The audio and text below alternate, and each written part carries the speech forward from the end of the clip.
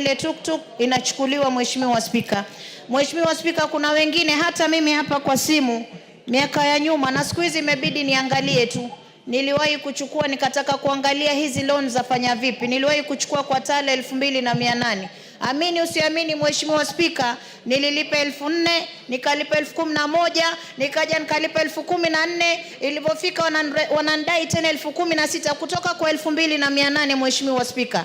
Hapo ndo nilianza kuangalia kile wakituma message mimi naangalia tu, kwa sababu ni uwizi wa dhahiri Mheshimiwa Spika. Na Wakenya wengi huku nje wanalia, wanachukua loan pesa kidogo, lakini ile interest ina accumulate kushinda zile pesa ambazo wamezichukua Mheshimiwa Spika. Wakenya wengi wamepoteza mali zao, na hasa ino kampuni ya Mogo ukiangalia imeibia Wakenya sana pesa nyingi sana Mheshimiwa Spika, na hizi kinatala. Kwa hiyo lazima tuweke sheria ya kuweza kuregulate, tuhakikishe hata kama wanataka kuchukua ile interest isiwe zaidi ya ile pesa ambayo mtu alikopa Mheshimiwa Spika. Wameibia sana Wakenya, na mimi niweze kumpongeza huyu ambaye ameleta hii petition. Nimwambie kama mama kutoka Mombasa ambaye na support bodaboda, na support watu wa tuktuk, na support yule mama mboga na biashara yake ndogo kwa kuibiwa kutokana na hawa watu, nitasupport sheria iweze kutungwa ili tuweze kuhakikisha tuna regulate industry. Asante sana Mheshimiwa Spika. Thank you, Mr. Speaker. From the onset, let me thank Senior Counsel Alan Gishui for bringing the petition. Mr. Speaker, I wanted to bring to your attention that I wrote to your office on the 17th of this month proposing similar legal reforms. And Mr. Speaker, I do not know where now my reforms will be left now that we have committed the petition to the the Petitions Committee, because I was seeking also to introduce amendments that are similar. I confirm that I received your proposal. Thank you, Mr. Speaker. And it's under consideration. Thank you, Mr. Speaker. And this petition does not compromise your intentions. Most obliged, Mr. Speaker. Thank you. Next.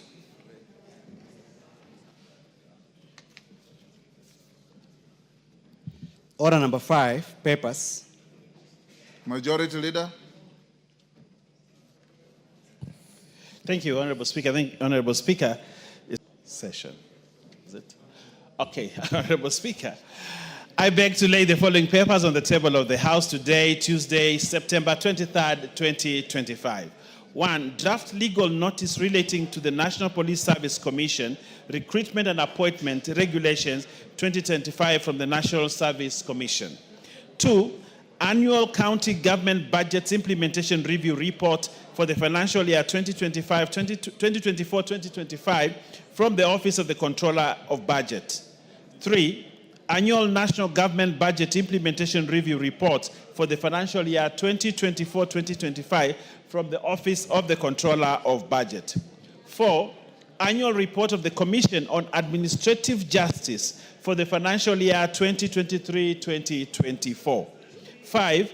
Annual Performance Report for the Credit Guarantee Scheme, Micro, Small and Medium Enterprises, MSMES, from the National Treasury and Economic Planning for the financial year 2024-2025. 6.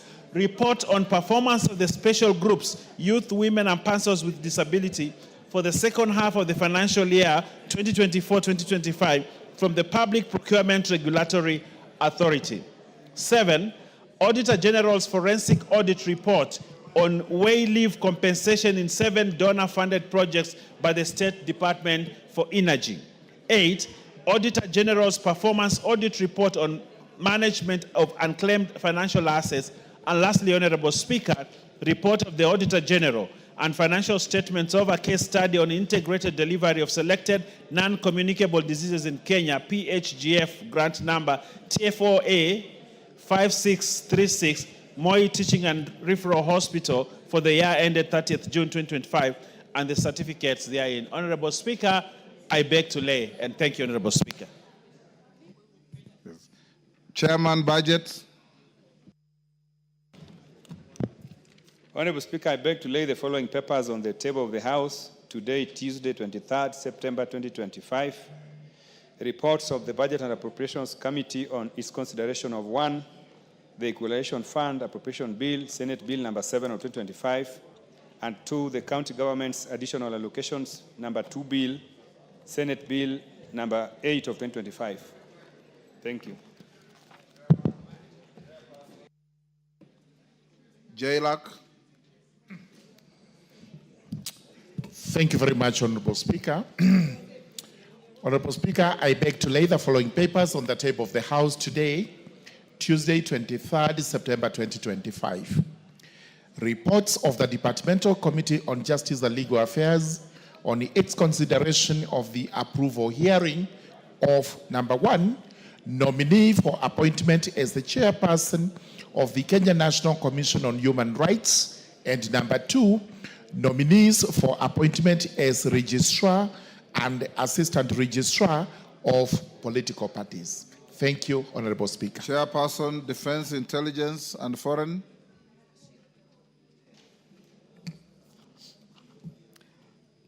Thank you, Honorable Speaker. Honorable Speaker, I beg to lay the following paper on the table of the House today, Tuesday, 23rd September 2025. Report of the Departmental Committee on Defense, Intelligence, and Foreign Relations on the approval hearing of 9 nominees for appointment as High Commissioner, Ambassadors, and Consuls General. Thank you. Thank you.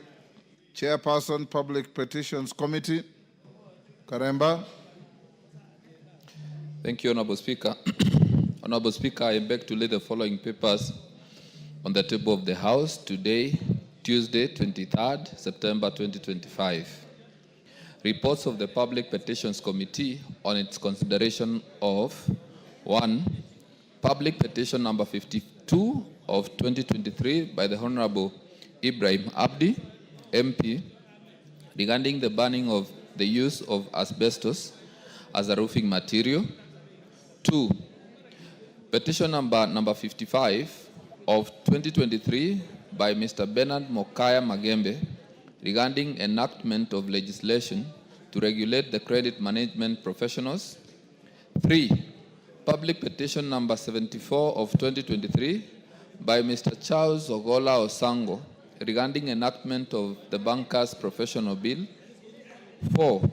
Public petition number 8 of 2024 by Honorable Esther Passaris, MP, regarding amendment to the Penal Code to provide for the offense of sextortion. And 5, public petition number 13 of 2024 by Dr. Lukoya Atuli, regarding decriminalization of attempted suicide. Thank you, Honorable Speaker. Thank you. Before the next order, allow me, members, to acknowledge in the Speaker's gallery St. Mary's High, Taita from Undanyi, Taita Taveta County. If you are in the gallery and you are mentioned, you stand up to be acknowledged. Thank you. You may take your seats. Ruathia Girls School from Kangema, Muranga.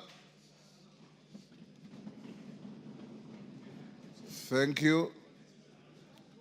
From the public gallery, we have St. Jude Catholic Primary from Embakasi East, Nairobi,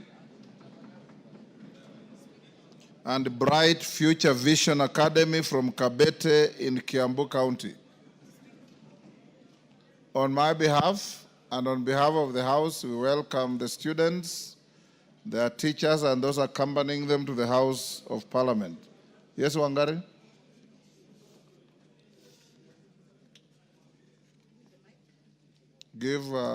Thank you. Thank you, Mr. Speaker. I'm just joining you to welcome the students to this House, and also note, Mr. Speaker, that I schooled in Ruathia Primary School in Kangema constituency.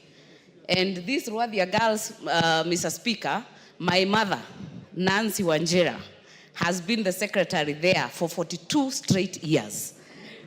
42 straight years until 2018. So it is a school that is very close to me and to my heart, and I join in welcoming all of the others, Mr. Speaker, to the floor of this House.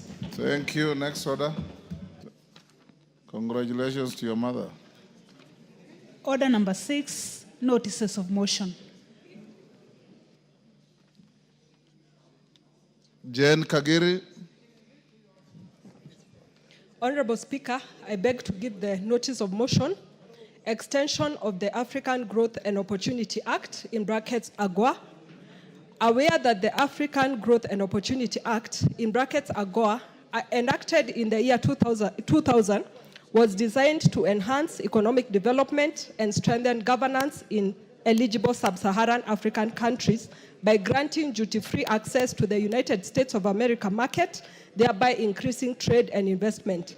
Recognizing that AGOA has played a critical role in expanding trade, attracting investment, and creating employment, especially for the low-income workers, thus fostering economic growth and social stability.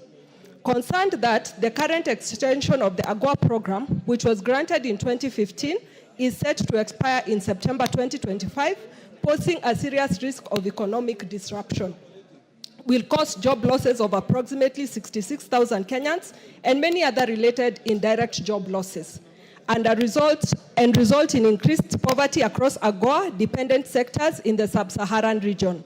Noting that women comprise approximately 75% of the direct beneficiaries of AGOA, and that their incomes directly support education, healthcare, and poverty alleviation.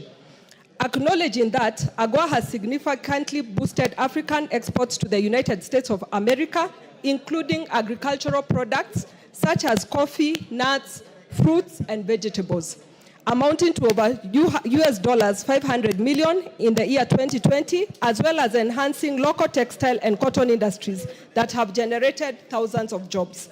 Further acknowledging that the expiration of the term of AGOA would trigger market uncertainty, deter investment, disrupt supply chains, and adversely impact both African and American businesses that rely on AGOA-linked trade. Cognizant of the fact that AGOA has been greatly beneficial to the United States of America by supporting supply chain diversification, strengthening bilateral trade ties, and connecting United States of America businesses to opportunities under the African Continental Free Trade Area, in brackets AFCFTA. Appreciating that the continued existence of the AGOA framework would enhance the trade and investment prospects for both the United States of America and the eligible countries in Africa. Now, therefore, the House urges the government of Kenya, in collaboration with the government of the United States of America, to pursue an extension of the African Growth and Opportunity Act, in brackets AGOA, for an additional 16 years until 2041, to safeguard the economic gains, protect livelihoods, and promote long-term stability and prosperity across the African continent, and in the alternative, in the case of non-renewal, there be a transition period of 2 years to develop a trade deal that shall safeguard the businesses and job opportunities in both Kenya and the United States of America. Thank you, Honorable Speaker. Thank you, Kagiri. Chairperson Jailak Murugara. Thank you very much, Honorable Speaker. Honorable Speaker, I beg to give notice of the following motion. That taking into consideration the findings of the Departmental Committee on Justice and Legal Affairs in its report on the approval hearing of a nominee for appointment as chairperson of the Kenya National Commission on Human Rights, laid on the table of the House today, Tuesday, 23rd September 2025, and pursuant to the provisions of Article 252 of the Constitution, Section 11 of the Kenya National Commission on Human Rights Act, Chapter 71, and Sections 3 and 8 of the Public Appointments Parliamentary Approval Act, Chapter 7F, approves the appointment of Honorable Ms. Clarice Agwor Oganga as the chairperson of the Kenya National Commission on Human Rights. Also, Honorable Speaker, I beg to give notice of the following motion, that taking into consideration the findings of the Departmental Committee on Justice and Legal Affairs in its report on the approval hearings of nominees for appointment as Registrar and Assistant Registrar of Political Parties, laid on the table of the House today, Tuesday, 23rd September 2025, and pursuant to the provisions of Section 3 and 8 of the Public Appointments Parliamentary Approval Act, Chapter 7F approves the appointment of the following. Number 1, Mr. John Cox Lotionoko as registrar, and number 2, Ms. Agatha Wanjiko Wahome as the assistant registrar of political parties. Thank you very much, Honorable Speaker. Thank you, Sir George. Chairperson, Defense, Intelligence and Foreign Relations Committee.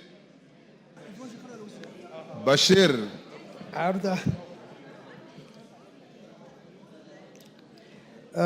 Commissioner Makau, can you disband that Kamkunji?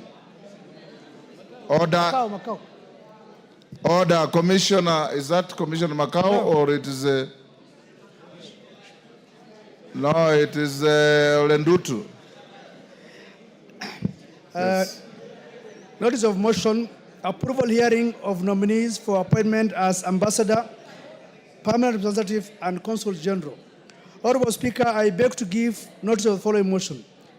They are taking into consideration the findings of the Budget Committee on Defense, Intelligence and Foreign Relations in its report on the approval hearings of 9 nominees for appointments as High Commissioner, Ambassador, and Consul Generals, laid on the table of the House on Tuesday, 23rd September 2025, and pursuant to the provision of Article 132(2)(e) of the Constitution, Section 222 of the Foreign Service Act (CAP) 185(e), and Section 3 and 8 of the Public Appointments Parliamentary Approval Act (CAP) 7F. This House approves the appointment of the following persons as High Commissioner, Ambassadors, and Consul Generals.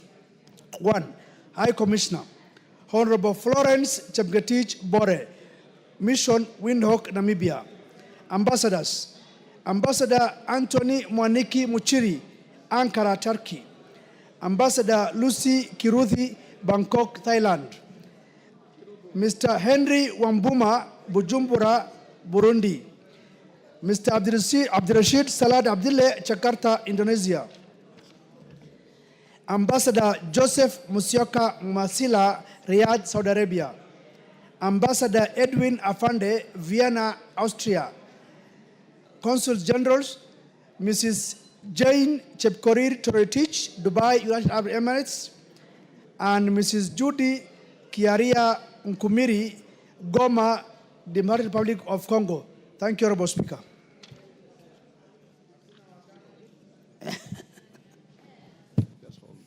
Thank you, Honorable Bashir. Clerk, skip Order 7 for now.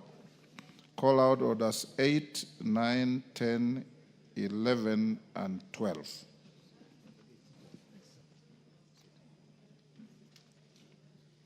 Order number 8, the Provisional Collection of Taxes and Duties Repeal Bill, National Assembly Bill number 18 of 2025, first reading.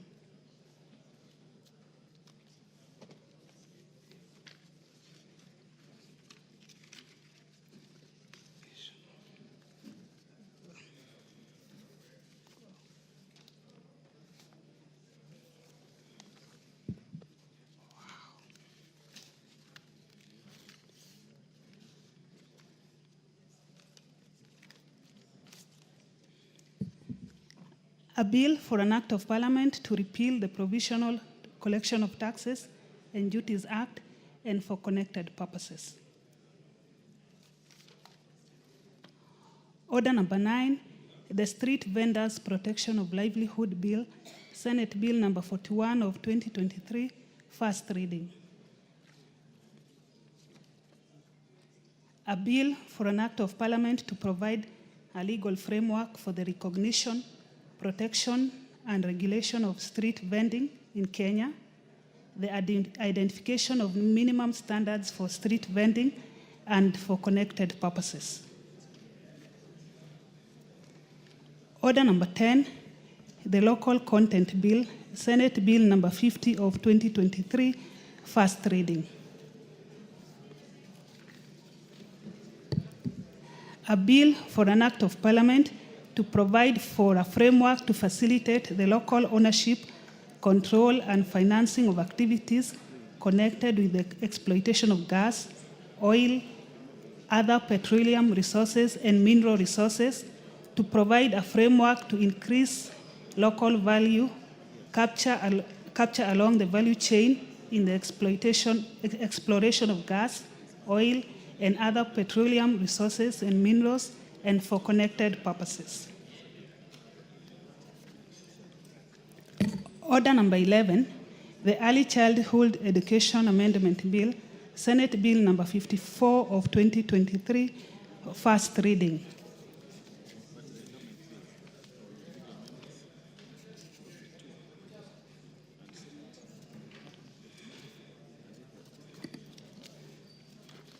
A bill for an act of parliament to amend the Early Childhood Education Act and for connected purposes. Order number 12, the Creative Economy Support Bill, Senate Bill number 30 of 2024, first reading. A bill for an act of parliament to establish mechanisms for the support of persons in the creative industry, to enhance the contribution of creative industry to the economy, to establish the Creatives Fund, and for connected purposes. Thank you. All the honorable members will now go back to the issue of our illustrious athletes and the hosting of Iyala Games in December. On Iyala Games, I'll only give one person to comment. Honorable Otienda Molo, you have the floor. Thank you, Mr. Speaker. Mr. Speaker, allow me to congratulate our athletes who performed very well in Tokyo. It demonstrates that as a country, we remain an athletics powerhouse, and other pretenders to the throne should take note. On Iyala, Mr. Speaker, I wish to inform the members that I was privileged to accompany the Speaker to Uganda. As already advised, the Republic of Burundi was to be our next host but could not host for other reasons. But next in that rotation should have been the East African Legislative Assembly, who also were unable to host again for reasons that can be discussed later. The Republic of Uganda was then to host after that, and therefore it took the persuasion of our Speaker and other speakers who were present to persuade the Republic of Uganda to bring forth their hosting essentially by 2 years. And they graciously accepted, confirming that they'll be able to host the games between 5th and 17th of December, and left the details of the exact place for hosting to the Central Planning Committee that should be meeting anytime soon. The Central Planning Committee will then communicate the schedules and the exact venues. Mr. Speaker, I wish to urge our own Bunge Sports Executive Committee to plan in haste. First of all, to plan in haste in terms of securing hotels and appropriate transport mechanisms and advise members in advance. Secondly, to plan in haste in terms of securing appropriate uniforms of the right sizes to members. Over the years, although this has improved in the last 3, 2, and the last 1 year, there's still room for improvement. Some members still are not able to get the right uniforms that they required. I also urge the committee and the leadership of the two houses to allow members prepare for these games appropriately, to prepare by allowing and arranging friendlies, to prepare by allowing and arranging the respective disciplines, to at least have some camp for training before the games. Mr. Speaker, we did badly in Mombasa, but it must also be understood that we only traveled with 1 day to spare. Many of the other teams had camped in Mombasa for at least 1 week, which we were not privileged to have. We hope that now that we are going to our neighboring country, we will be allowed to at least camp, we will be allowed to bring supporters, which we have not usually brought, even if those supporters are in the name of our own staff members, and that we will be able to prepare for these games appropriately. Mr. Speaker, I am confident that the 8 or 9 disciplines that will be participating, we will do much better than we did in Mombasa. And on behalf of the soccer team, I can assure you and assure this House that we are practicing in earnest, and we look forward to all the support that we can get from the leadership. Thank you, Mr. Speaker. Thank you, Honorable Amolo. The JPC to the games, which you are a member with Kawaya and somebody else, must take this very seriously. In Mombasa, you recall I went to watch the volleyball game against Rwanda or Burundi. You didn't even have a substitute player. Not even one substitute player. And we were not very comfortable. You saw our football, how Tanzania sent rings around us, and so on and so forth. Please prepare in earnest. The clerk is directed, like I said, to enable the teams to prepare properly and thoroughly. You must be physically fit to play football, Honorable Mboko Milemba. Now I'll give, who is the chairman of sports? I said we'll start with the chairman of sports. Dan Wanyama is not here.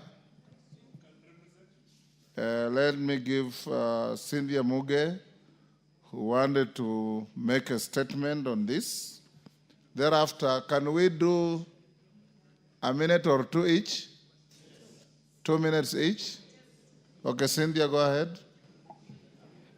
Thank you, Honorable Speaker, for the opportunity to congratulate the great sportsmen and women who represented Kenya in Tokyo for the 2025 championship.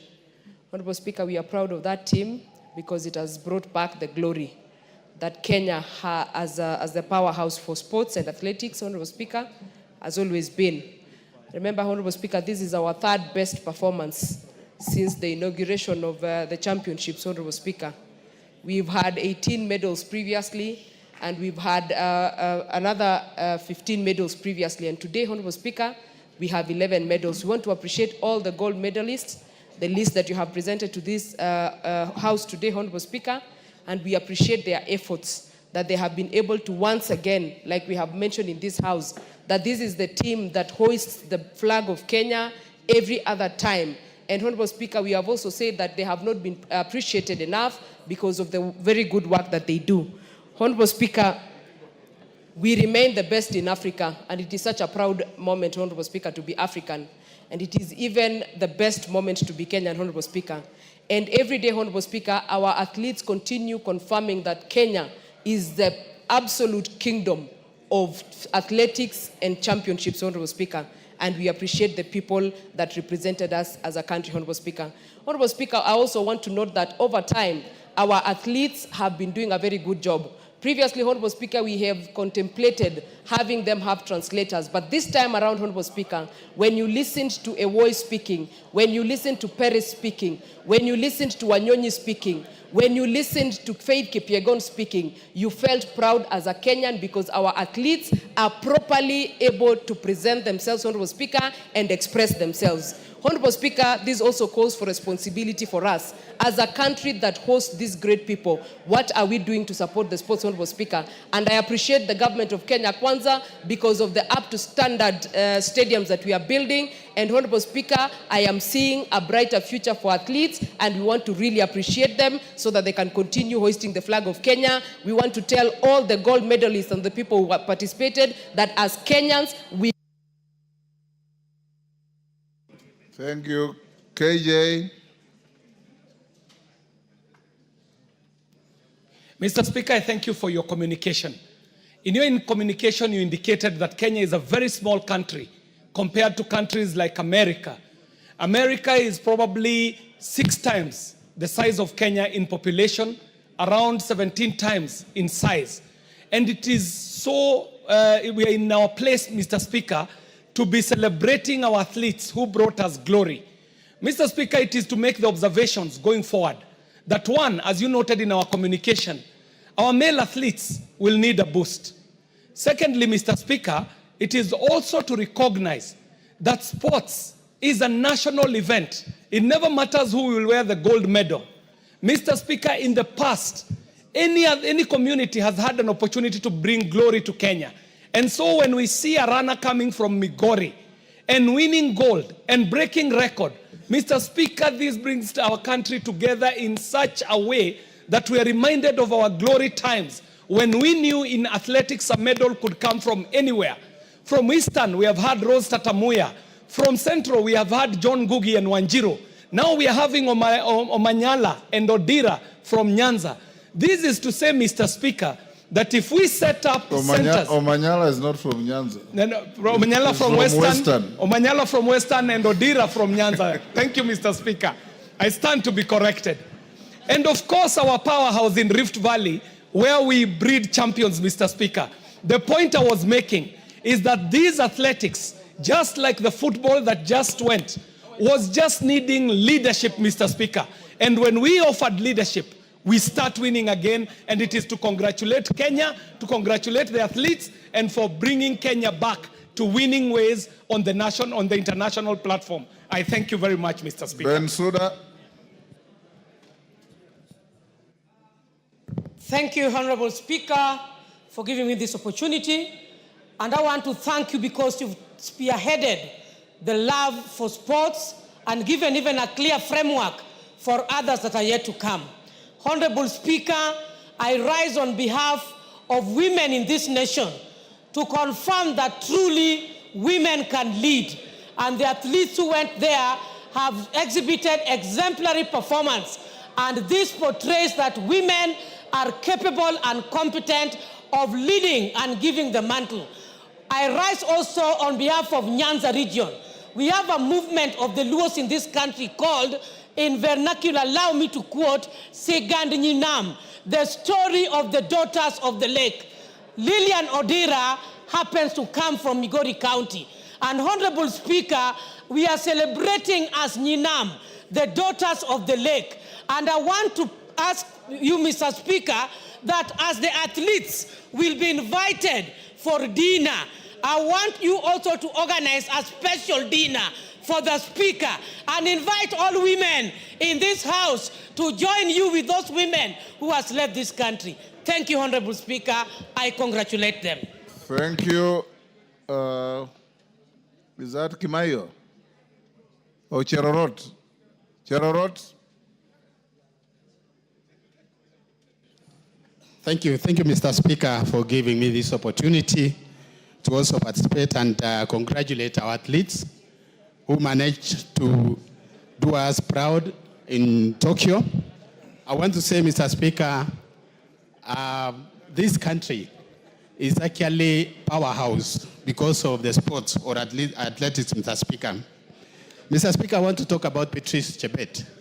I mention her because she comes from my constituency, Mr. Speaker, and Patrice started, actually, there's a camp we started in 2006, and she has really proved to be one of the heroines who can be able to represent this country.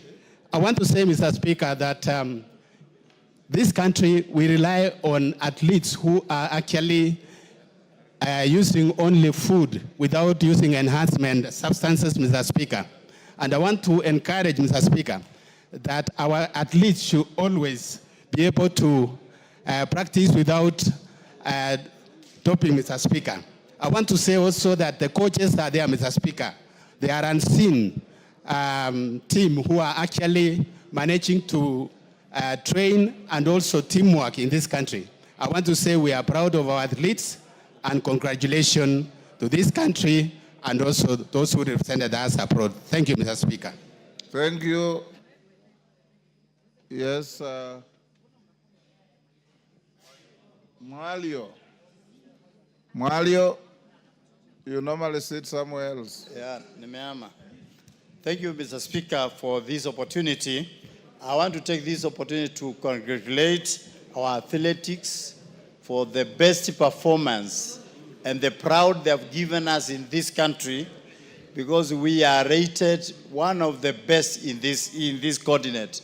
We would like to say that even we will do better in the future, given the sports academies that are being built in many of our constituencies, because we will take our students there to practice, and even the young people that have finished schools that they have nothing to do, we'll be able to take them there and be able to practice, to be able to excel in the sports. So we congratulate them and we say, well done, our Kenyan team.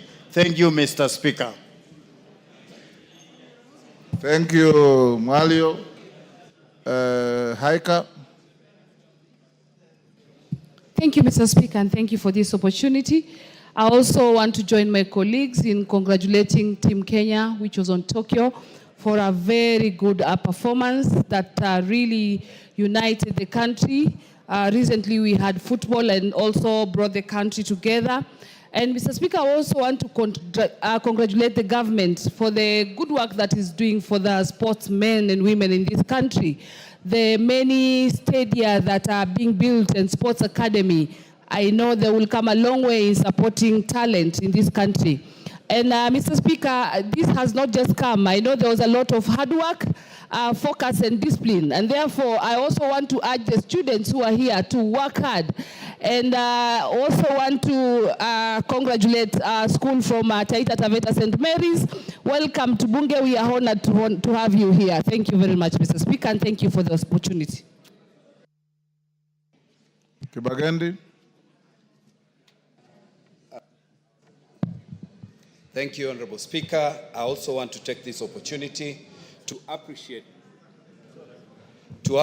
and congratulate our team that represented Kenya in the Tokyo World Championships.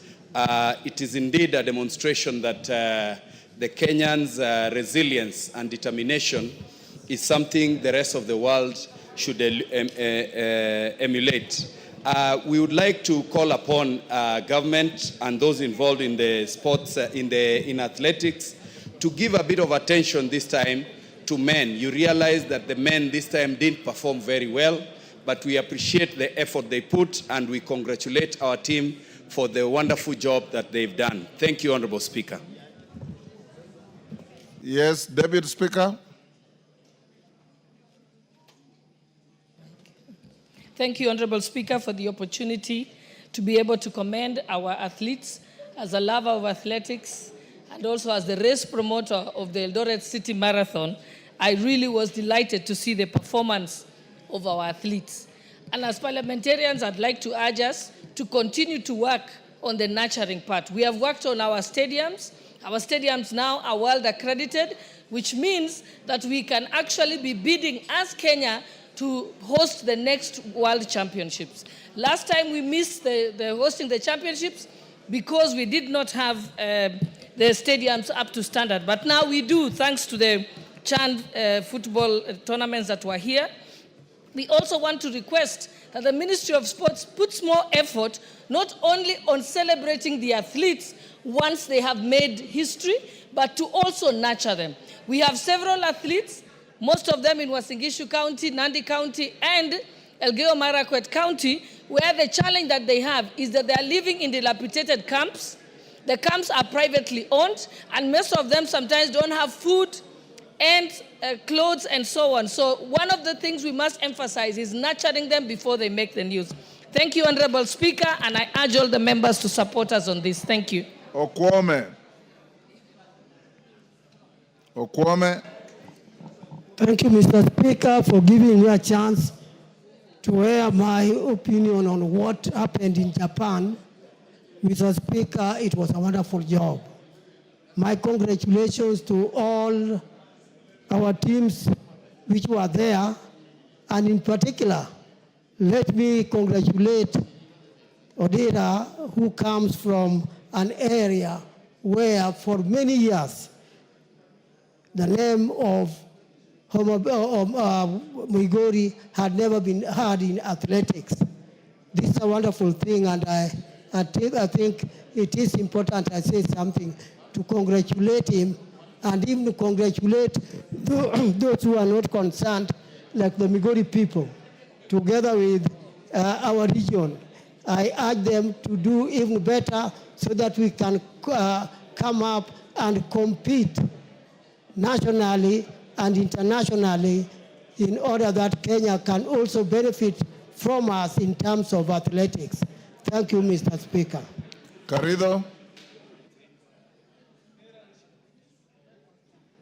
Thank you, Mr. Speaker, for giving me this opportunity. I also take this chance to applaud and congratulate our athletes who are in Tokyo. Mr. Speaker, they did us proud. I was very happy, as many other Kenyans were, when our flag was raised high against other even bigger economies and stronger countries in the world. They really made us proud. I really congratulate them. Mr. Speaker, this year has been a year of blessings to us as a country in terms of sports. Remember even the way our Harambee Stars did us wonders in this country. It shows that our teams and the players, given an opportunity, promoted and supported, can do wonders in this world. Mr. Speaker, we encourage our young people to continue taking part in sports, remembering that sports is only not a sport these days, it's also a profession that pays well. We encourage our young people to continue participating and giving it the best so that this country can also grow. Thank you, Mr. Speaker.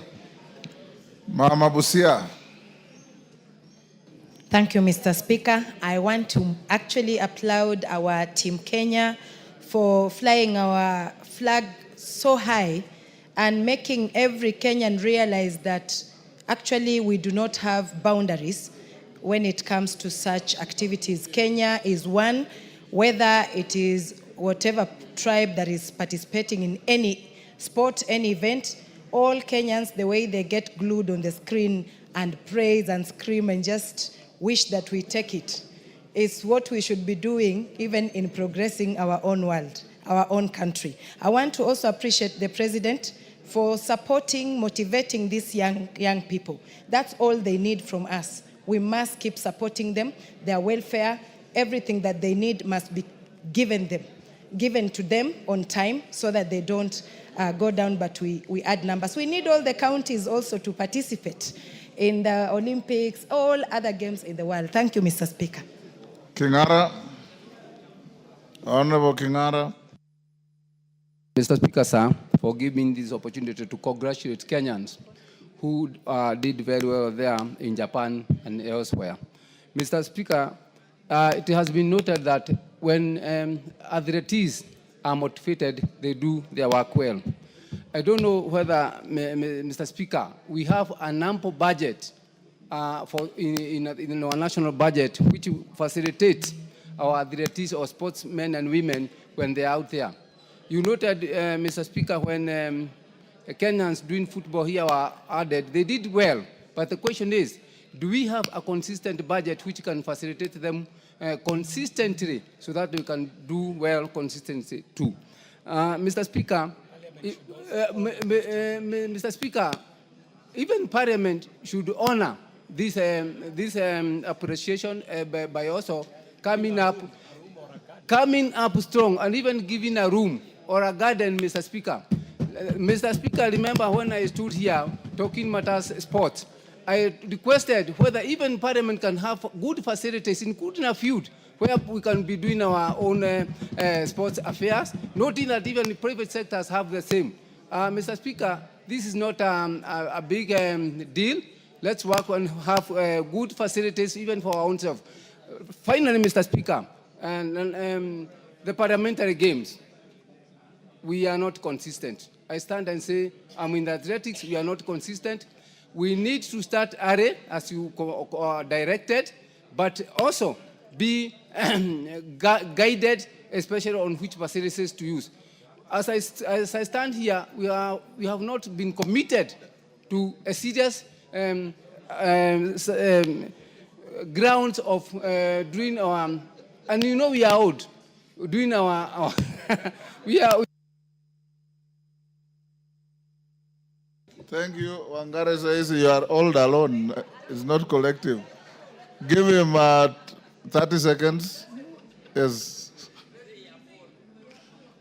A second.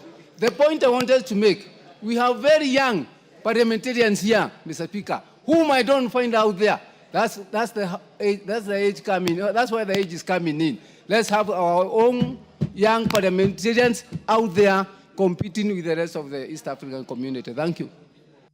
Oundo. Thank you, Honorable Speaker. On behalf of the people of Funyula constituency, allow me to congratulate and sincerely thank the athletes that brought honor and fame to the people of Kenya. It was always refreshing to watch. It was captivating to watch whenever I had time to watch. And indeed, it showed that there's another face of Kenya than what is beamed in some other international media all over the world. Honorable Speaker, we continuously urge the Athletics Authority and the Sports Fraternity to continuously invest in male sports. We seem to start to lag behind in the male sports and athletics, which is not a good sign at all. Our men for many years did much, much better than the ladies. I have nothing against the ladies, but as we invest in women's sports, let's likewise invest in men's sports. And Honorable Speaker, the neglect of the boy child is now being reflected all over, be it in schools, be it in performance, be it in employment, be it in marital status. It is important that society, we must address that matter critically so that we can move at the same pace.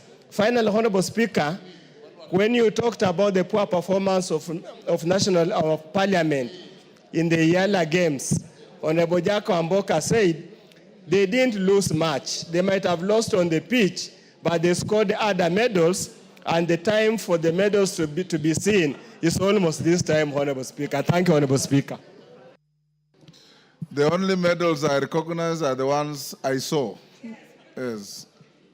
Mutunga. Yes. Thank you very much, Honorable Speaker, for the opportunity to bring our gratitude from the people of Chigania West to thank our team that went to Tokyo and really did a great job. Honorable Speaker, the ladies who scored gold many times and our flag raised many times, and the jubilation and the enthusiasm among Kenyans was telling. Honorable Speaker, we are happy that they hoisted our flag high many times. Honorable Speaker, this week, Kenya has been on the global map for very good reasons. Our president did make a very important statement in US concerning the issue in Haiti. And that statement, Honorable Speaker, also tells the world that Kenya is not asleep. Kenya is participating, is on the front line, not only in sports, but in many issues. Honorable Speaker, the discovery that incentive drives commitment in as far as our team was concerned during CHAN was very encouraging. Honorable Speaker, many of our team members of the Kenyan team did a great job. Were it not for the penalty, Honorable Speaker, that cup belongs to the Kenyans. I want to encourage the young people to exploit their talent. The government has invested in many stands across the country. And let this standard be used. Let us also have young people discover their talents early and nurture their talents and take sports and games as an occupation, just like being a professional in any other area. Thank you very much, Honorable Speaker. Kainan. Thank you, Mr. Speaker. Mr. Speaker, I want to join other Kenyans in commending these great young men and women for carrying our flag high in the international community. Mr. Speaker, sports play a lot in promoting tourism, in promoting diplomacy, in creating national pride, Mr. Speaker. Mr. Speaker, it is the high time that we also commend the government in motivating, in providing facilities and support to these young men and women, Mr. Speaker, which we have seen in the recent months, Mr. Speaker, in providing infrastructural facilities and also offering them other support, Mr. Speaker. Mr. Speaker, many countries pride themselves in certain unique identity, Mr. Speaker.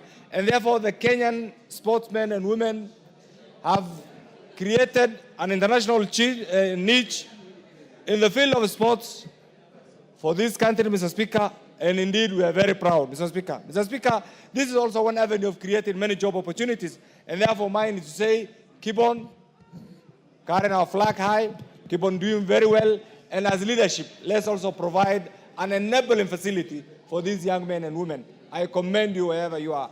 Keep it up. Thank you, Mr. Speaker. Ferdinand Wanyonyi. Thank you, Mr. Speaker, sir.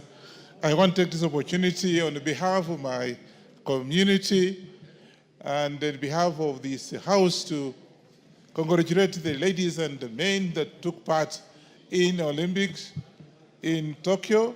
I was actually so moved that, Mr. Speaker, my request today is that I ask you and members present here to host, if we can host these ladies here, and those that took part, I think it will be one way of saying they've done very well. And I think because we are actually leaders, national leaders, I was just thinking that maybe that's the best way we can do, because everybody was very excited about what we did, and they made us proud. To be number 2, the whole world, is not a joke, it's not a walk in the park.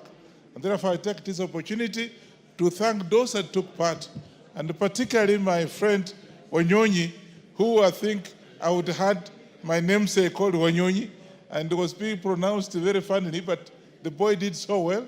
It'd be very nice for us to actually host these athletics here. And I think members will be very happy if you have a cup of tea out there or whatever cocktail you can have with this. I think they'll be very, very proud. I want to thank you for that. Zam.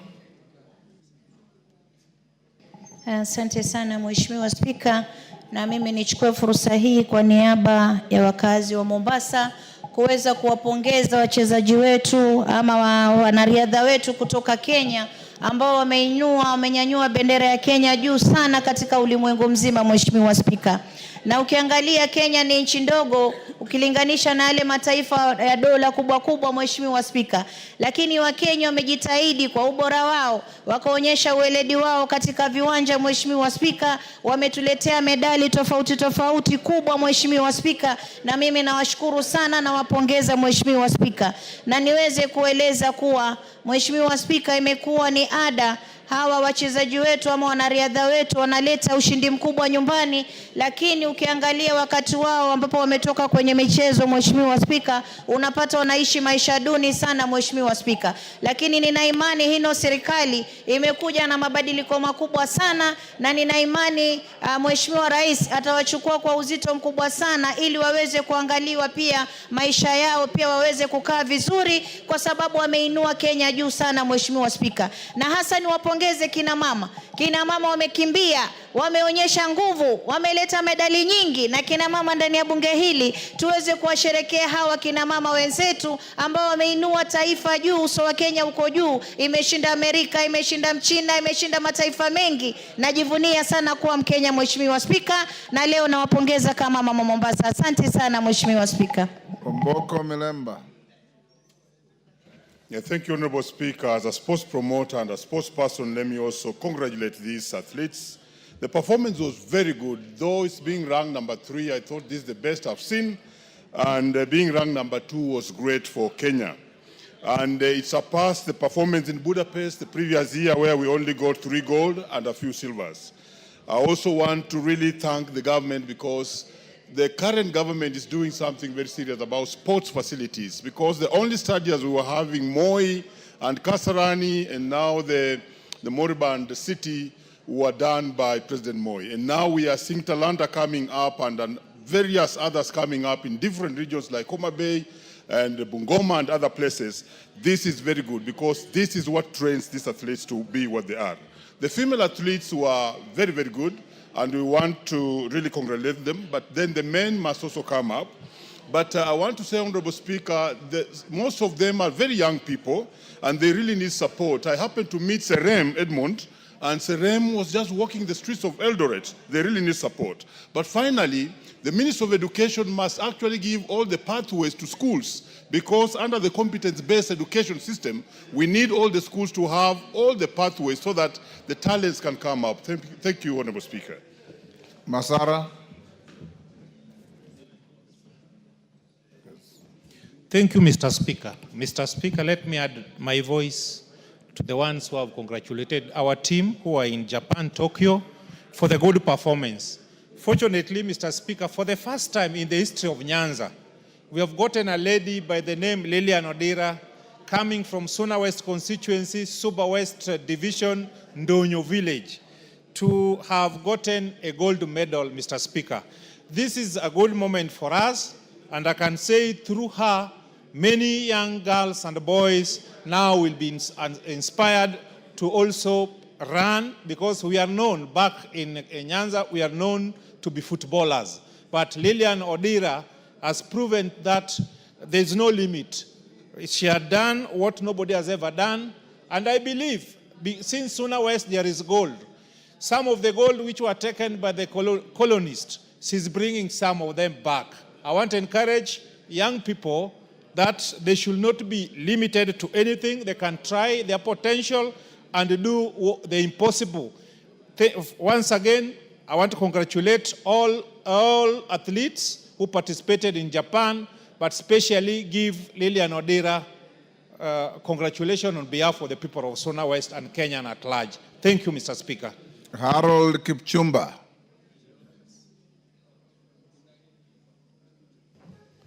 Thank you, Mr. Speaker, sir. I join my colleagues to thank the athletes, and I just want to take this opportunity to wish every athlete. There are many others who are younger than those that need support. I want to thank the government for having supported sports and athletes in particular. May I also, in this opportunity,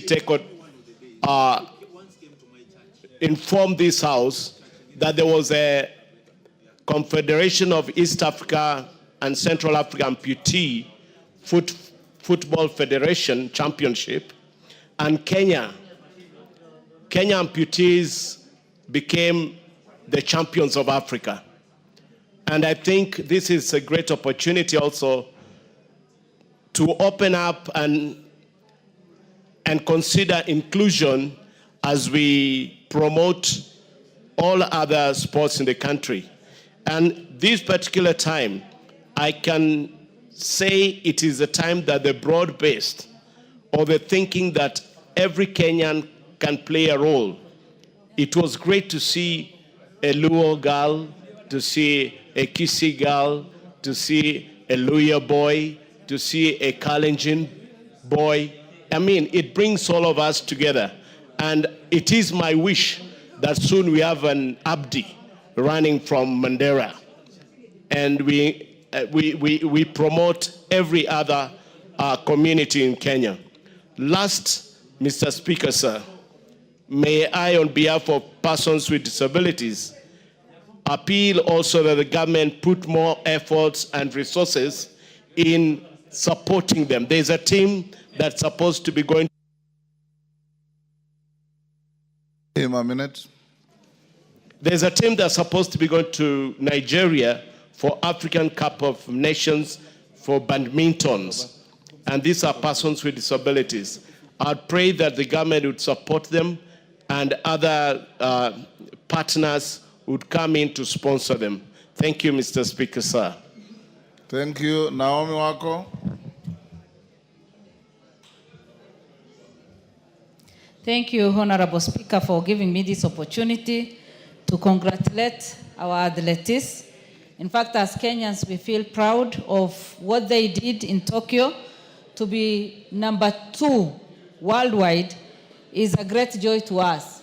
And even the people in the villages today are proud of our athletes. Honorable Speaker, our members were able to collect 7 gold. And especially the women who worked very hard, I want to congratulate them for making Kenya proud and for making women of this country proud of what they have done and the entire nation to celebrate. I also want to congratulate the entire team, both men and women, because they have given our nation their best. Honorable Speaker, our president has given a lot of attention to sports and he has motivated them in many ways. Mine is just to say that as leaders, we also need to congratulate and also motivate our members so that they perform well. This has also inspired many other people, because in the past we used to say that athletes are only from Rift Valley, but today we can say as a country we can all participate and also win and make this country proud. Thank you, Honorable Speaker, and we congratulate our team. Thank you. Owen Bayer. Thank you, Honorable Speaker. Honorable Speaker, I want to join fellow members in congratulating our athletes, Honorable Speaker, and say that an investment in sports is actually an investment in the pride of the nation. We stand tall as a nation and as a country today celebrating the great feat of our great athletes and our sports people. Honorable Speaker, probably this great feat that happened in Japan is because stems from what we did in the football in Chan. The success in Chan actually propelled our athletes to even want to do better. And I believe, Honorable Speaker, as we go forward as a nation, with the motivation and with the whole country united and rallying for success in the sports fields, Honorable Speaker, we are going to not only succeed on the sports field, but will remain as a country that is united, as a country that is focused, and as a country that is looking for success in every field, Honorable Speaker. And I want to pay great accolades, Honorable Speaker, to this government and to the President for standing by athletes in this country. We have seen him, even before this team, we have seen him bring athletes to State House and giving them, some motivation, Honorable Speaker. We saw him motivating the football team, and I also know when he comes back, Honorable Speaker, he'll motivate this team and many other teams that the country comes in, Honorable Speaker. Probably, Honorable Speaker, you need to borrow from the President. The way he did to our team, national team, probably that's what you need to do to the Bunge FC team, so that, Honorable Speaker, they'll be able to do better. I don't want to go to Uganda and come back without a medal, but you can actually engineer success, but actually doing President Ruto thing in the House, and we will bring all the trophies, Honorable Speaker, to this House. I thank you, Honorable Speaker. We'll support winners, not joy riders. Thank you, Owen. Mawade?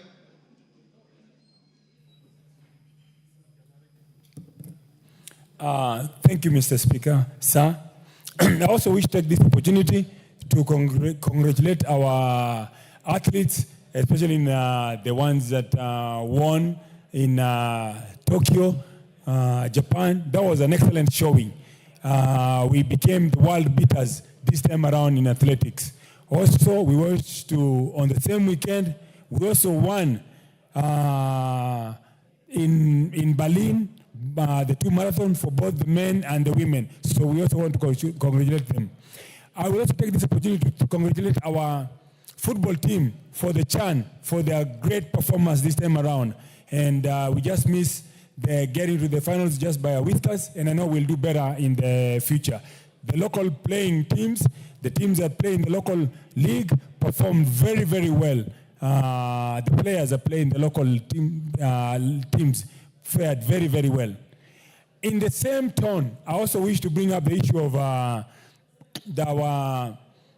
sports here at Bunge. There is need to better equip and continue to support our athletics team and Bunge FC. We fared very well in the past, but this time around we did not fare very well, and the reason is because of lack of preparation. In order to perform better, you must have camped a few weeks before the actual game. Also, you need to arrive at site on time. The Ugandans were here 7 days before the game started. We also need the same thing to arrive where we are going this time around to Uganda on time and have enough sufficient friendly. We used to travel in the past. We've gone to Turkey. Honorable members, I think we'll... yes, Lillian Sioi. I wanted to close here. Okay, Sioi. Where? Thank you, Mr. Speaker. I also stand to congratulate our athletics for the good job they have done. But I also wanted to add something, Mr. Speaker. There is a lot of exploitation in our athletics. I don't know if they are called schools or agents that are mentoring our athletics. I just realized that they take too much money from our athletics, and I was wondering if we can come up with a law that regulates, or policies that can regulate how much money they will be charging our athletics. Because most of them really work so hard, Mr. Speaker, but towards the end of the day, even after running so fast and getting a medal or getting whatever gift they're given, it ends up in the hands of other people and not them. So, Mr. Speaker, I want to suggest that we have policies that can protect our athletics on such kind of people. Namwar, is it Nabwin? Sorry, Nabwin. Thank you, Mr. Speaker, sir. Mr. Speaker, I want to join colleagues in congratulating our teams. Mr. Speaker, you realize the lost glory in both football and athletics is getting back in this country. And as a member of the sports committee, and on behalf of my colleagues, we are proud of what is happening, we're seeing in the country. Mr. Speaker, you realize one thing that has contributed to the success we are seeing is the motivation that the country's leadership is giving to both soccer and athletics. Mr. Speaker, we want to encourage and continue to engage the executive in terms of construction of the infrastructure that is beginning to take place in most of the counties, like the sports academy. If we can have these sports academies in all the counties, I think, Mr. Speaker, a lot of our young people will participate in sports. Mr. Speaker, to end, I want to congratulate Dorcas Ewoy. Dorcas Ewoy won with silver behind Faith. And she could be the first Turkana young lady who has won such a medal. I want to congratulate her and thank God that she gets the strength to move and get to the goal in the next championship. Thank you, Mr. Speaker.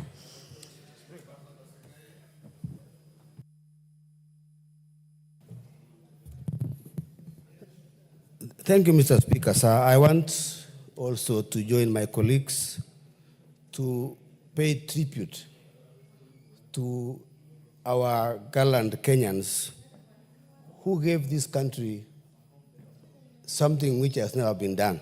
Mr. Speaker, 11 medals and getting the number 2 to the United States of America, Mr. Speaker, was no mean achievement.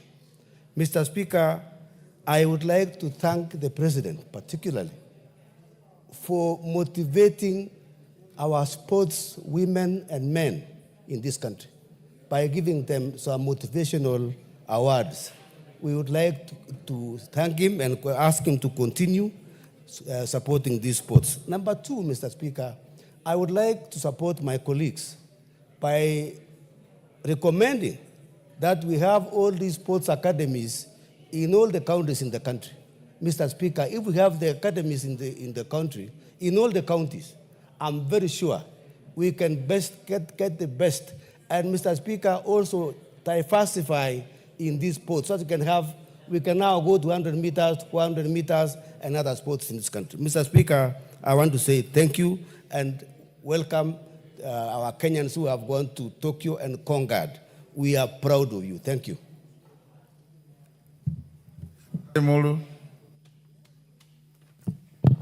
Yeah, thank you so much, Honorable Speaker. Honorable Speaker, I also want to take this opportunity to say congratulations to Team Kenya. Honorable Speaker, it was really very nice watching the athletes as they conquered the world. But more specifically, Honorable Speaker, I want really to salute our women athletes, Honorable Speaker. Speak louder. I want to congratulate the women athletes, Honorable Speaker, because they did extremely well, Honorable Speaker. But Honorable Speaker, I got disturbed that I watched the games, and it is also Speaker. More so, the steeplechase men, Honorable Speaker. You know, this is one of the items you have been getting all the medals. But we are no more there. We are no longer there, Honorable Speaker. So I think we need to ask ourselves what has happened to this particular item where we used to get all gold, silver, and even the bronze. But now we got nothing. I think it's an area we need to revisit, Honorable Speaker, and see how it happens. Honorable Speaker is only the Bunge one. I think practice makes perfect. That's where we are not getting it right. People must train for them to win, Honorable Speaker. Let's train more. I congratulate you, Honorable Speaker, and congratulate Kenyans for this good performance. Thank you. Polo. Thank you, Mr. Speaker, for giving me this opportunity. And at the onset, let me join my colleagues in congratulating the team that went to Japan. Tell them kudos because they did a good job. And I take note that our country is well known all over the world because of the sporting activities. I would like to encourage all communities to involve their people because, Mr. Speaker, I was really very happy this time round that the players or the participants who were there were coming from all many tribes. At least for the first time, you could see there's a Turkana, there's a Luo, there's a Kalenjin, and that is good. It at least brings Kenya or unites us so that we are one. So thank you so much. And as us in Bunge here, Mr. Speaker, I would like to encourage the Bunge to at least put more emphasis on these issues of sporting so that when we go and compete elsewhere or with other countries, at least we bring more trophies. We noticed while we were in Mombasa that we were not, or our players were not fit enough, meaning that there is no provision or there is no time for training. While other countries could actually take a whole week earlier to come and actually train, to familiarize themselves with the fields. So I feel that we need to take we need to give more seriousness to this to sports. Thank you so much, and I congratulate all the teams. Thank you. Honorable members, the time I allocated is up. We'll end here. I will. Pasaris, you came and solicited to be given a minute to speak. Go ahead. Thank you, Honorable Speaker, for giving me this opportunity to stand as a proud Kenyan leader congratulating our team for the good work that they did. Coming number 2 in the world, Kenya is on the map. It's on everybody's lips. Everybody goes to athletic events all over the world to see Kenya win. We are the measure of success when it comes to athletics. And I believe that we need to stand and thank our government because our government has been rewarding footballers, taking sports really seriously, and that's really good. Mr. Speaker, I want to talk about sextortion. Sextortion was a bill that I brought, and I have to bring it in again because it did not go through in its first session. There's an article today in the People magazine about sex for sports, sex for positions, exploitation of our players by coaches. I think the government needs to really investigate to make sure that our sportsmen and women, especially the young and the old, are not exploited by their coaches and are not having to exchange sexual favors to be able to make the team. That article was damning, and I believe we don't want to taint the name of athletics in Kenya, and any of our teams should not be in a position where they are extorted, and the terminology of sextortion should actually be becoming something that everybody thinks about. I congratulate the team, and I say that as a government we're going to investigate because no one should have to exchange their bodies to make the team in Kenya, and if that is happening, we need to deal with it. But I want to say congratulations, and as a country, we are proud of all of you. Thank you. Thank you. Ngalechai, 1 minute. After you, Lisa Chelule, 1 minute. And Karani. Is that Karani? Kirima, 1 minute. 1 minute each. Thank you, Mr. Speaker, for giving me this opportunity. And as you well know, Elgeyo Marakwet is the home of champions. every athlete in Kenya is either born in Elgeyo Marakwet or training in Elgeyo Marakwet County. Otherwise, if you're not born there or training there, you have no chance of winning any medal. Mr. Speaker, I want to give special tribute to the girls who gave us the 6 gold medals out of 7 gold medals.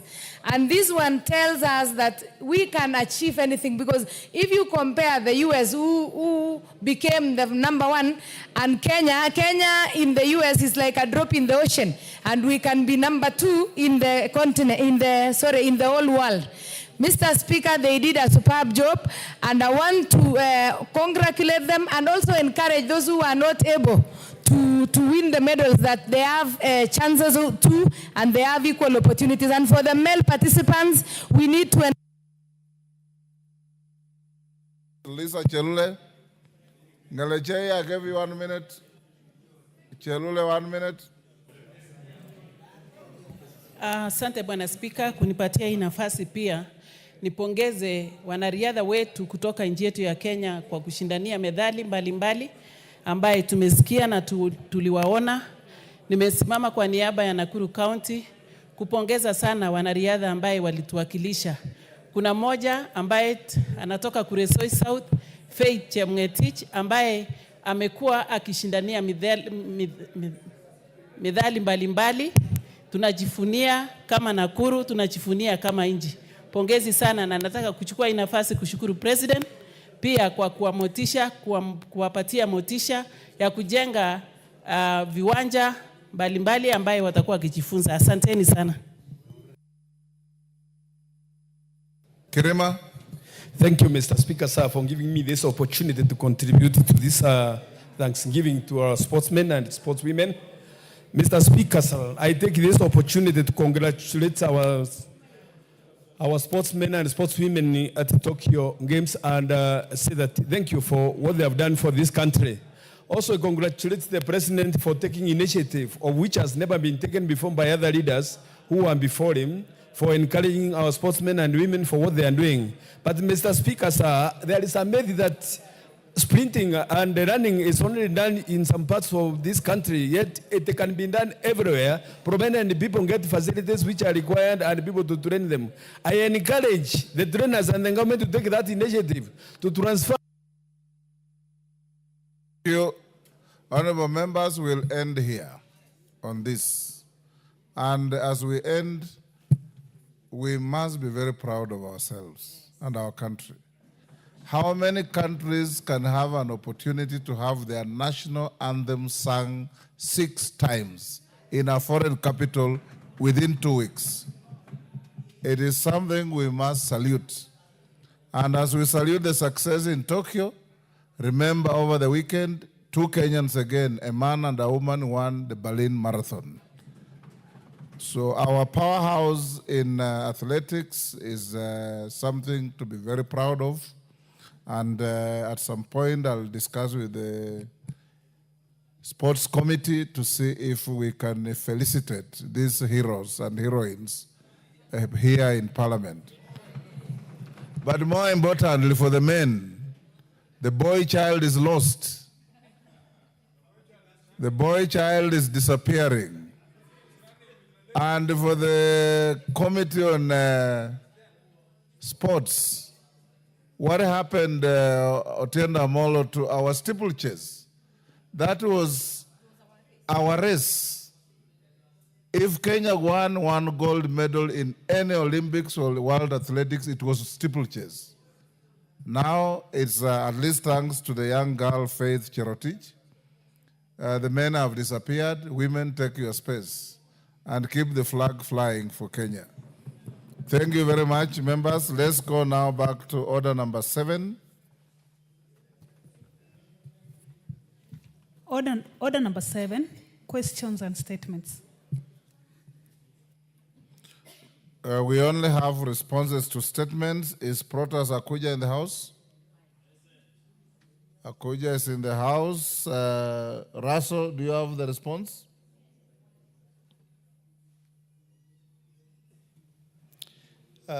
Thank you very much, Honorable Speaker. Yes, I do have the response. Go ahead. Honorable Speaker, the member of Parliament for Turkana South constituency, Honorable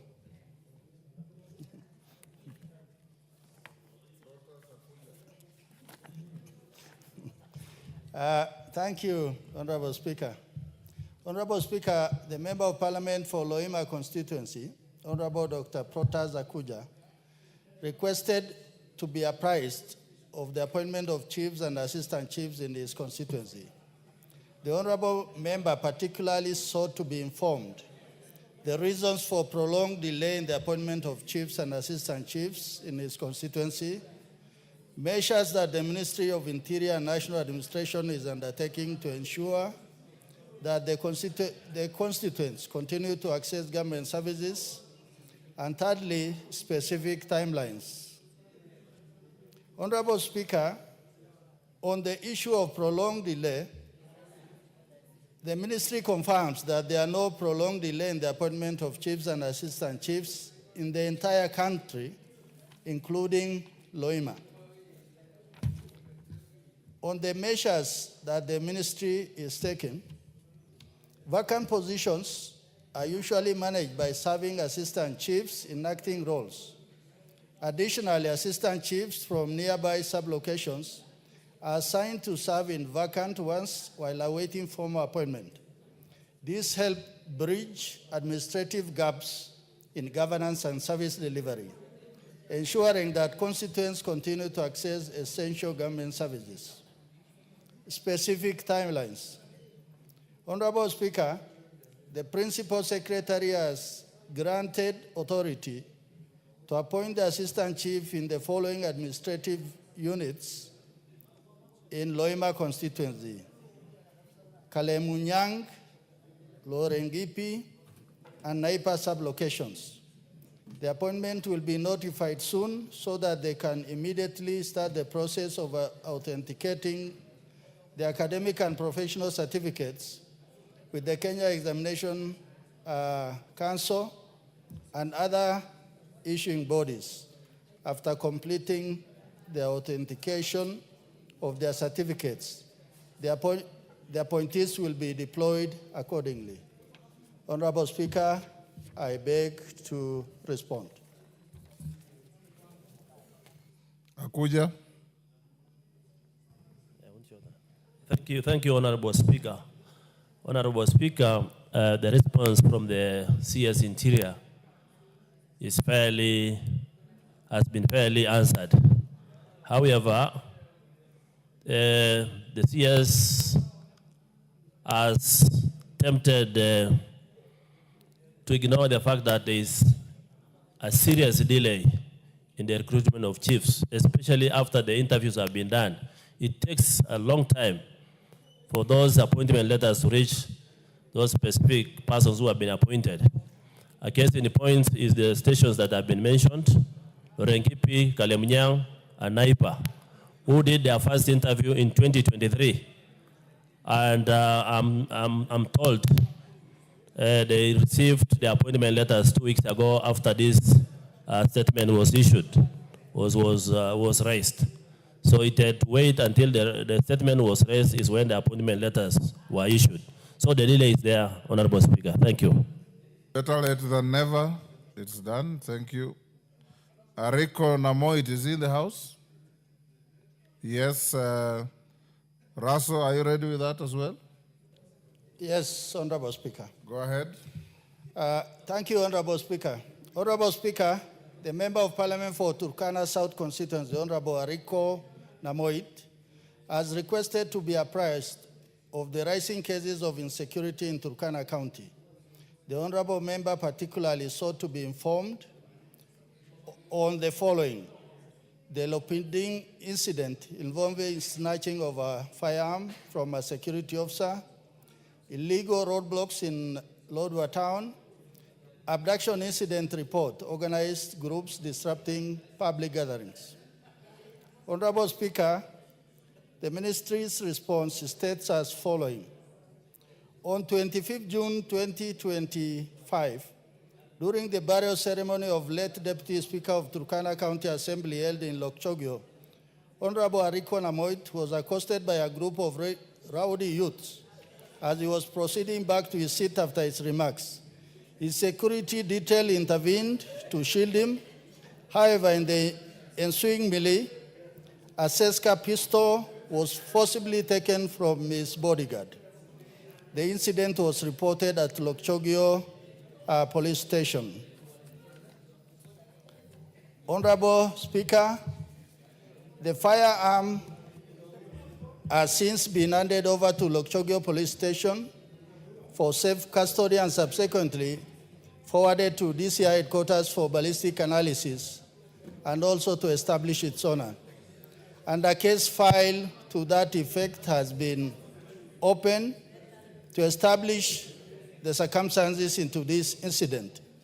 Witnesses have recorded statements, and it was established that the weapon was snatched from the security detail of Mr. Philiston Aletia, who then passed it over to Mr. Christopher Ereng, alias Robert Lochokot.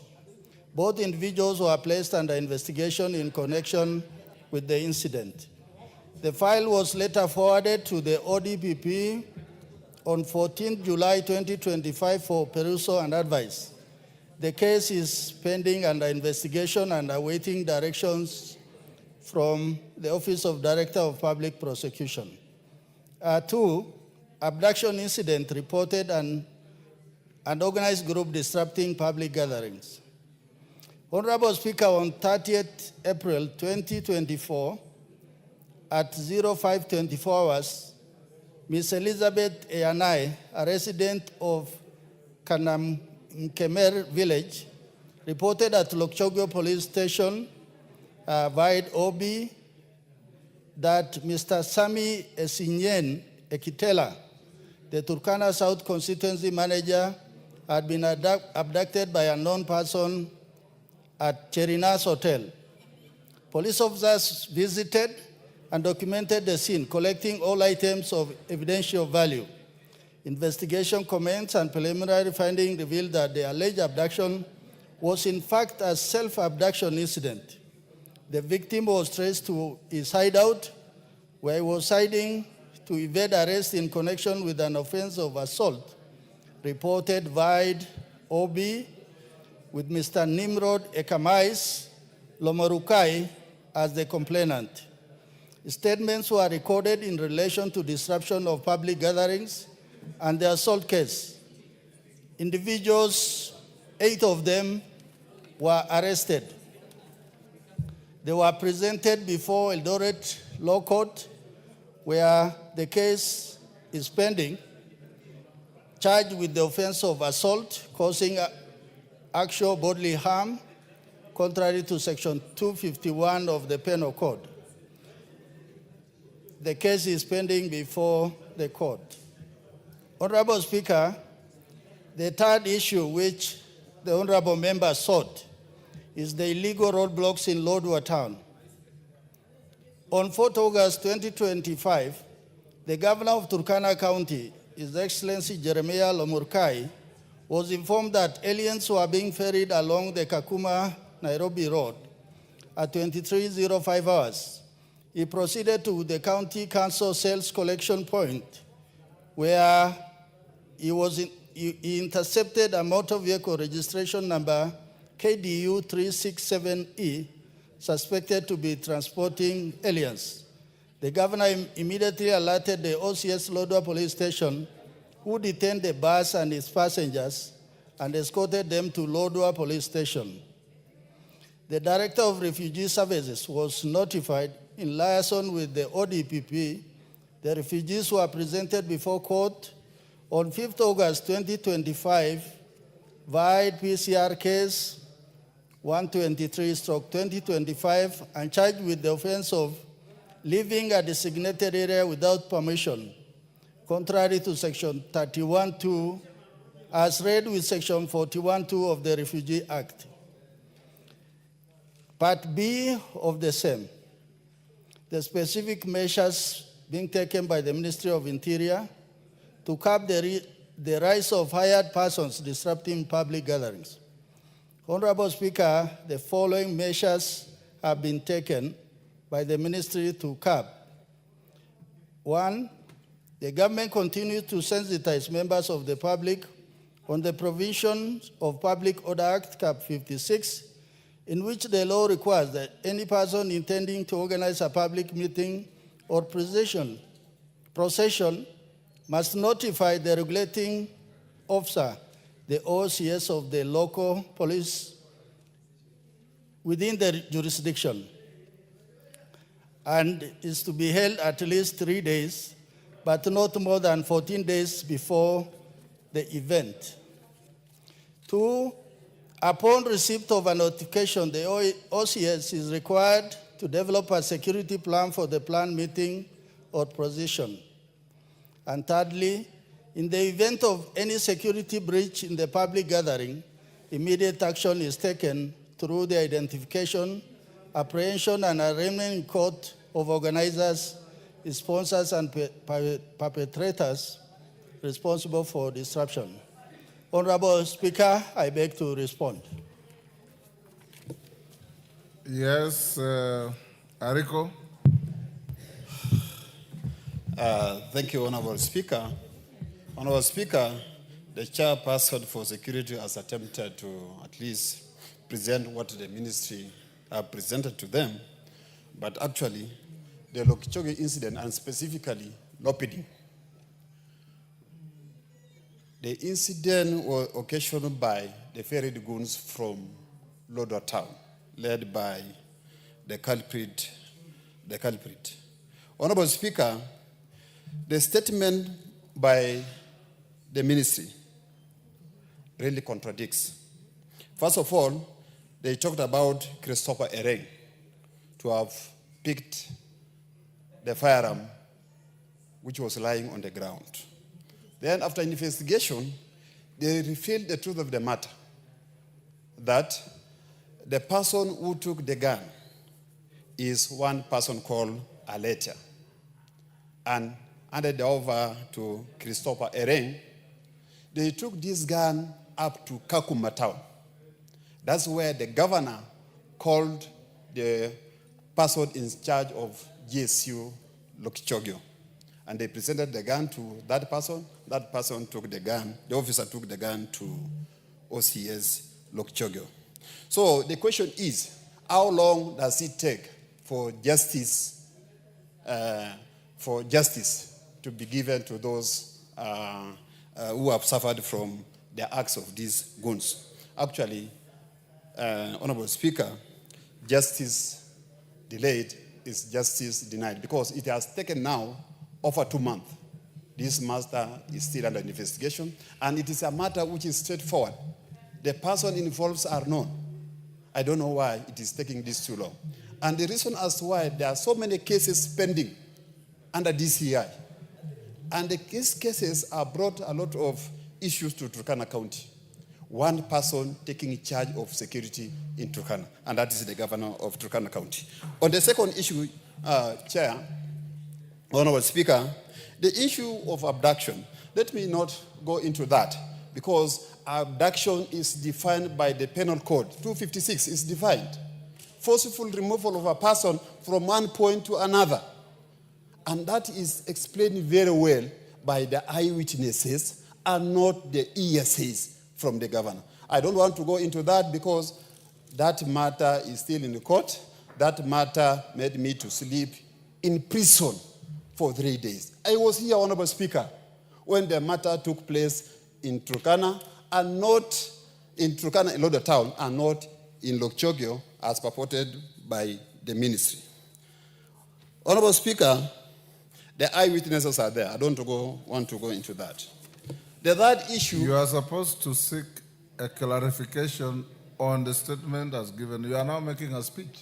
Not, Honorable Speaker, I'm trying to highlight and inform the misinformation as issued by the ministry. Thank you, Honorable Speaker. Honorable Speaker, on the last matter on the county governor of Turkana becoming a base commander, a traffic commander for Turkana County. Honorable Speaker, how can a governor go to an extent of going to a roadblock, then the incidents that took place there, they are there in the media. The police officers and the DCI were beaten by the goons that were varied by the governor. This matter is in the media. They cannot lie to us. And the governor himself said, I do not want to deal with any security agencies other than the OCS, because he has put the OCS in his pocket. Honorable Speaker, please, we need justice.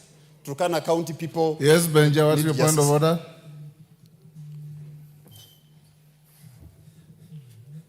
Give Lagat.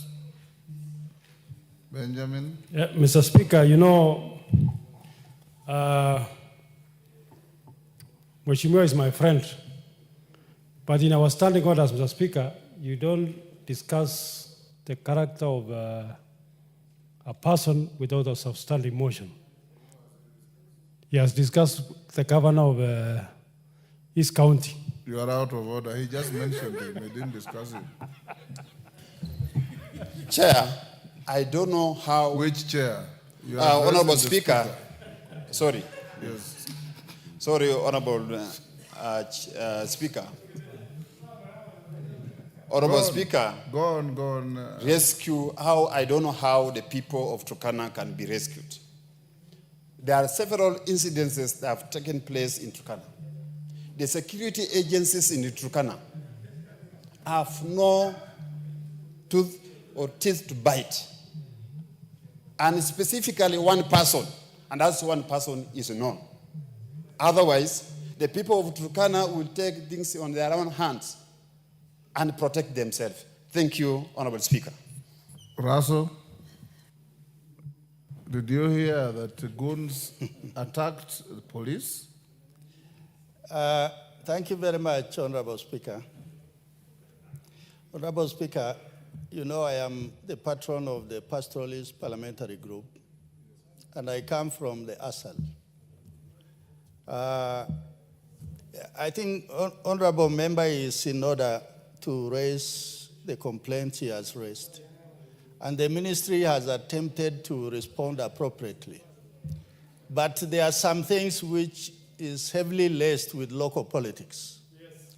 But as the vice chairman of this committee, what we want to establish... Benja, you appear to know Turkana more than Kericho. Go on. Honorable Speaker, there are things he said from the floor of the House that the police do not have teeth to bite. I think the police is a neutral agent in enforcing the law. And none of us, even the Speaker or even the President, nobody is above the law. If they are lawbreakers and they are walking that land called Turkana, I think we'll ask the IG to respond appropriately. Thank you, Honorable Speaker. Thank you. Next, Waitan.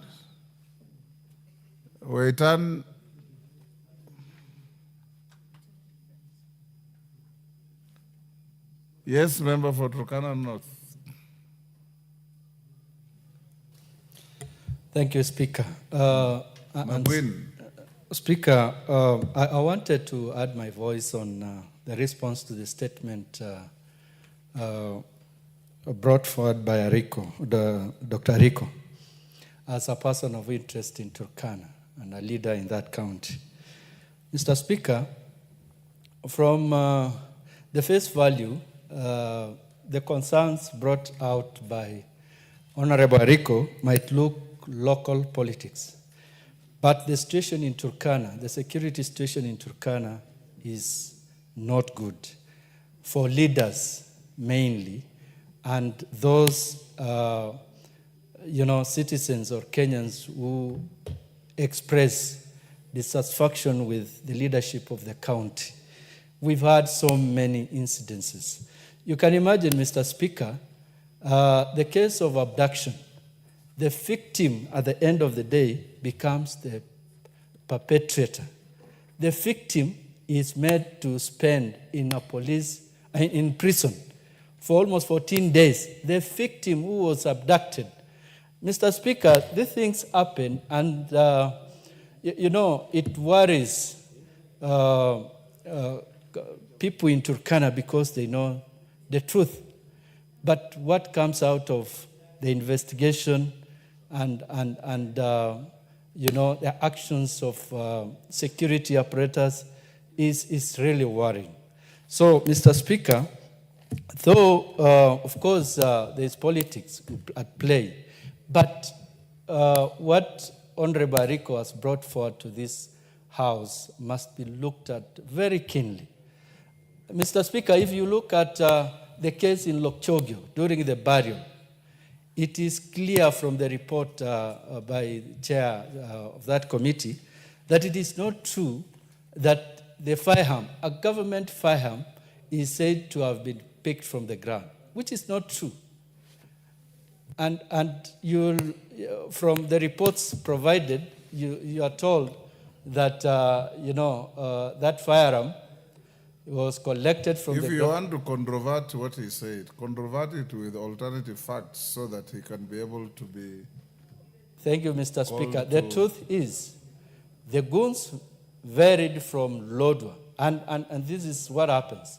Every time the governor moves from Lodwar to an area where he's doing his activities, there are 3 vehicles full of goons carried to that area, not to provide his security, but to disrupt activities of, things that are contrary to what what he expects to happen. Thank you. Honorable Raso, you've heard all those. You can investigate and invite the honorable members to your committee to discuss the matter further.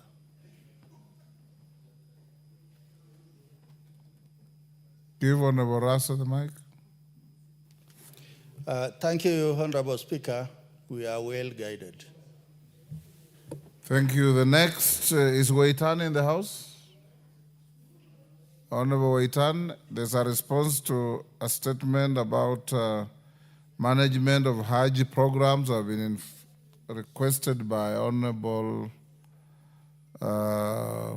Bashir, that consultations and discussions are still going on, and we put off the matter to next week. So the matter is stayed to Wednesday afternoon next week. Hopefully you'll have finalized what you are doing. Joyce Bensouda. She's not here. Chairman Education. Where's Bensouda?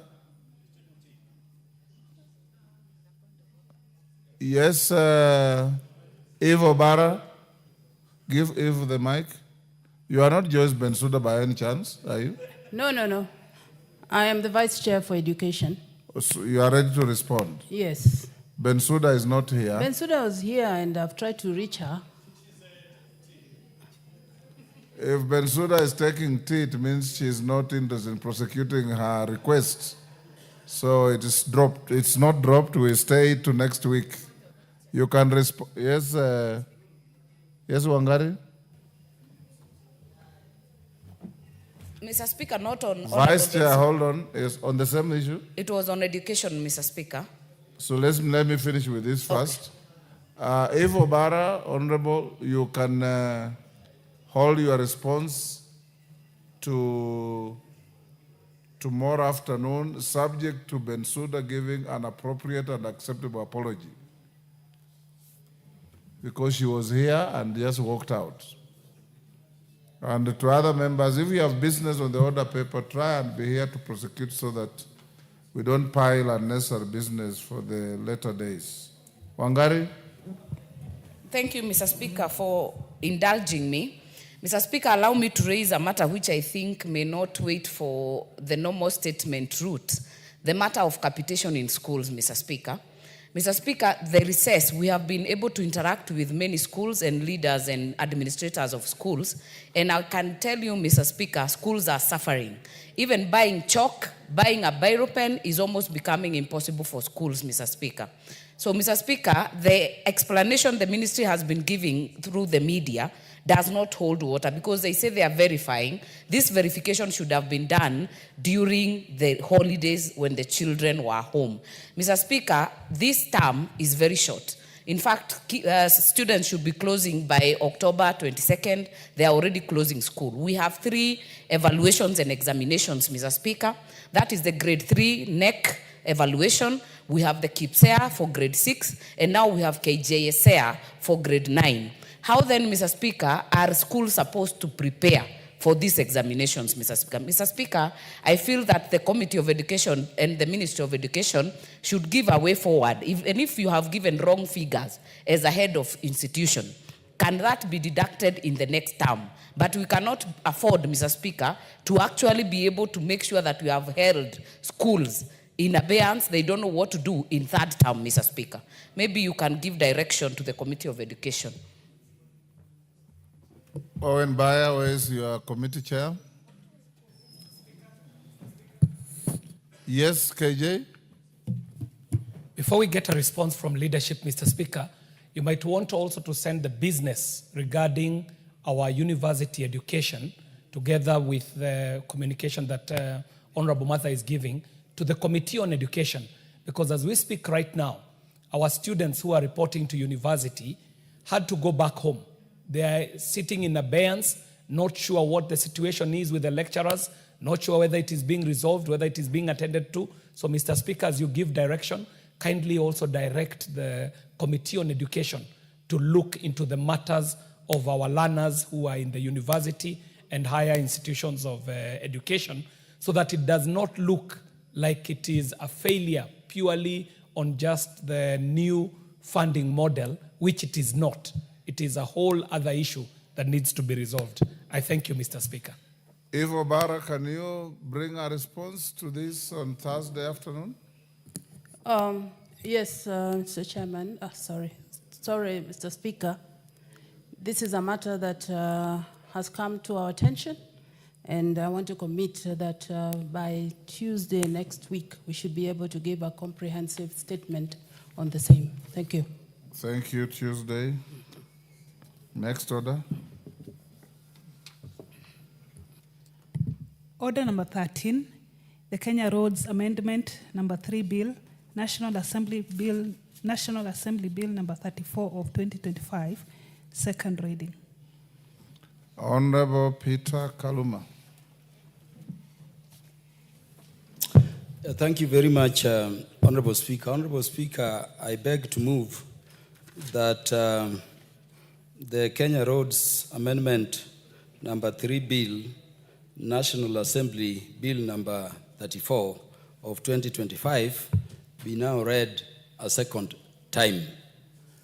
Honorable Speaker, this bill, though appearing in my name, is brought on behalf of the Legislative Caucus which you constituted to help the House with directions on legal and litigation matters that involve Parliament. That team you constituted, Honorable Speaker, is convened by the Honorable Dr. Otiende Amolo, Senior Counsel, and the Honorable Samuel Chepkonga, also Counsel. And the team, Honorable Speaker, brings together all members of Parliament who are learned, and I'm emphasizing learned in law, who are willing on a pro bono basis to intervene as and when the Honorable Speaker requires.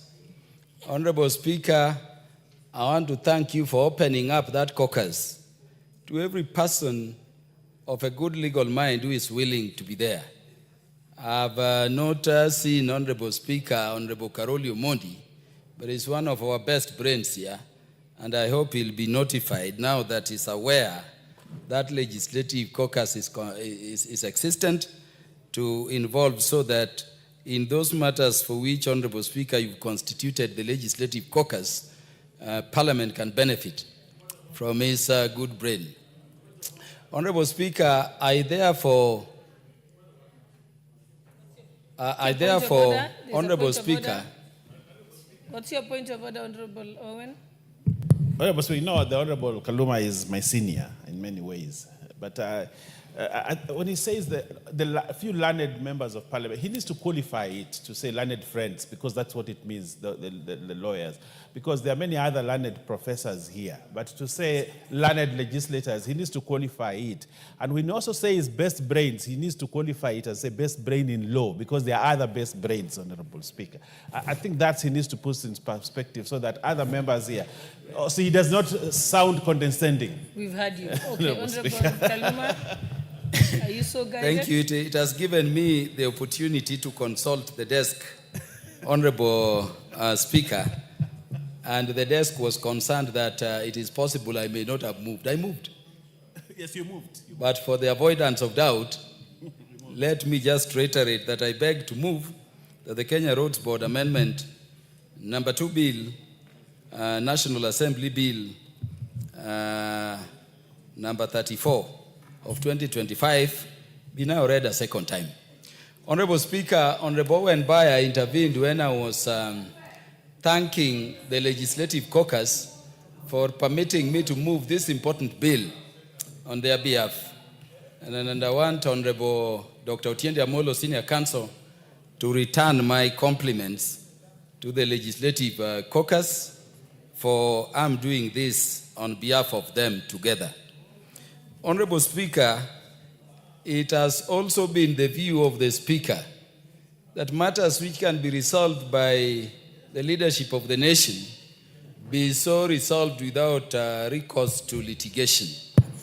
And so, Honorable Speaker, I wanted to thank you also for appointing me separately to lead a team which included the Majority Whip, the Honorable Silvanus Osoro, the Honorable Marianne Keitany, the Chair of the Committee in charge of Roads and Infrastructure, the Honorable George Kariuki, and the Honorable Naisula Leisuda, among members, to lead and engage the Council of Governors in negotiating this matter of the roads maintenance fuel levy.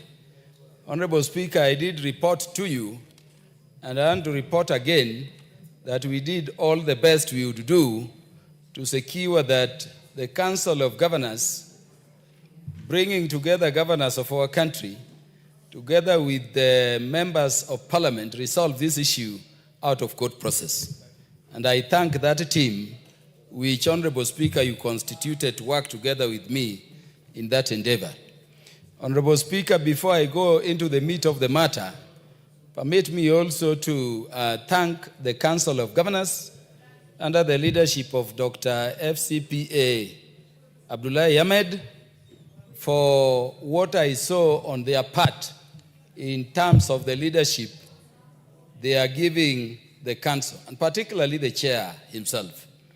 We had several meetings. The most important, Honorable Speaker, was at the Council of Governors offices. And by the way, it was clear from their attitude and ours that the venue where we were meeting to take up these important matters, as people favored to be national leadership now, away from the court, was very pleasant and was commendable. Honorable Speaker, having said all that, let me also thank the chair of the departmental committee in the National Assembly in charge of roads and infrastructure, the Honorable George Kariuki, and the membership of that committee. Not only, Honorable Speaker, for joining us in those endeavors to resolve these matters, which ultimately we agreed required the intervention of this Parliament. And I'm saying Parliament to include the National Assembly, Honorable Speaker, and the Senate, and he joined us through all those meetings. I also want to thank that committee, Honorable Speaker, that because of the urgency of this matter, the committee put aside every work they were doing, Honorable Speaker, to undertake those constitutional requirements under Article 118 regarding public participation, and they did very detailed and expeditious public participation. I've read their reports. I believe the members, because of the importance of this matter, have also read it and benefited a great way from the suggestions they are making, not only in supporting this important bill around the maintenance of roads across the country, but also by way of the improvements they are suggesting. And at the right time, Honorable Speaker, we will be able to listen to the thoughts they are proposing and agree.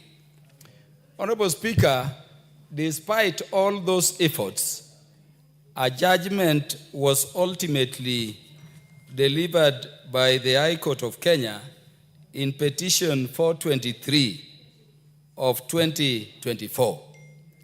That judgment faulted the two bills we are seeking to bring amendments to by way of this bill.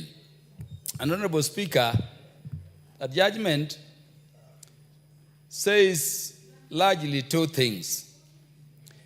That these two laws we are seeking to amend currently, although they are dealing with matters of road maintenance fuel levy, which should be used, Honorable Speaker, to maintain all roads across the counties, across the country, do not include the county governments or the counties as also beneficiaries of the funds which come from that levy for purposes of the maintenance of the roads which are classified and fall within the remit of the counties.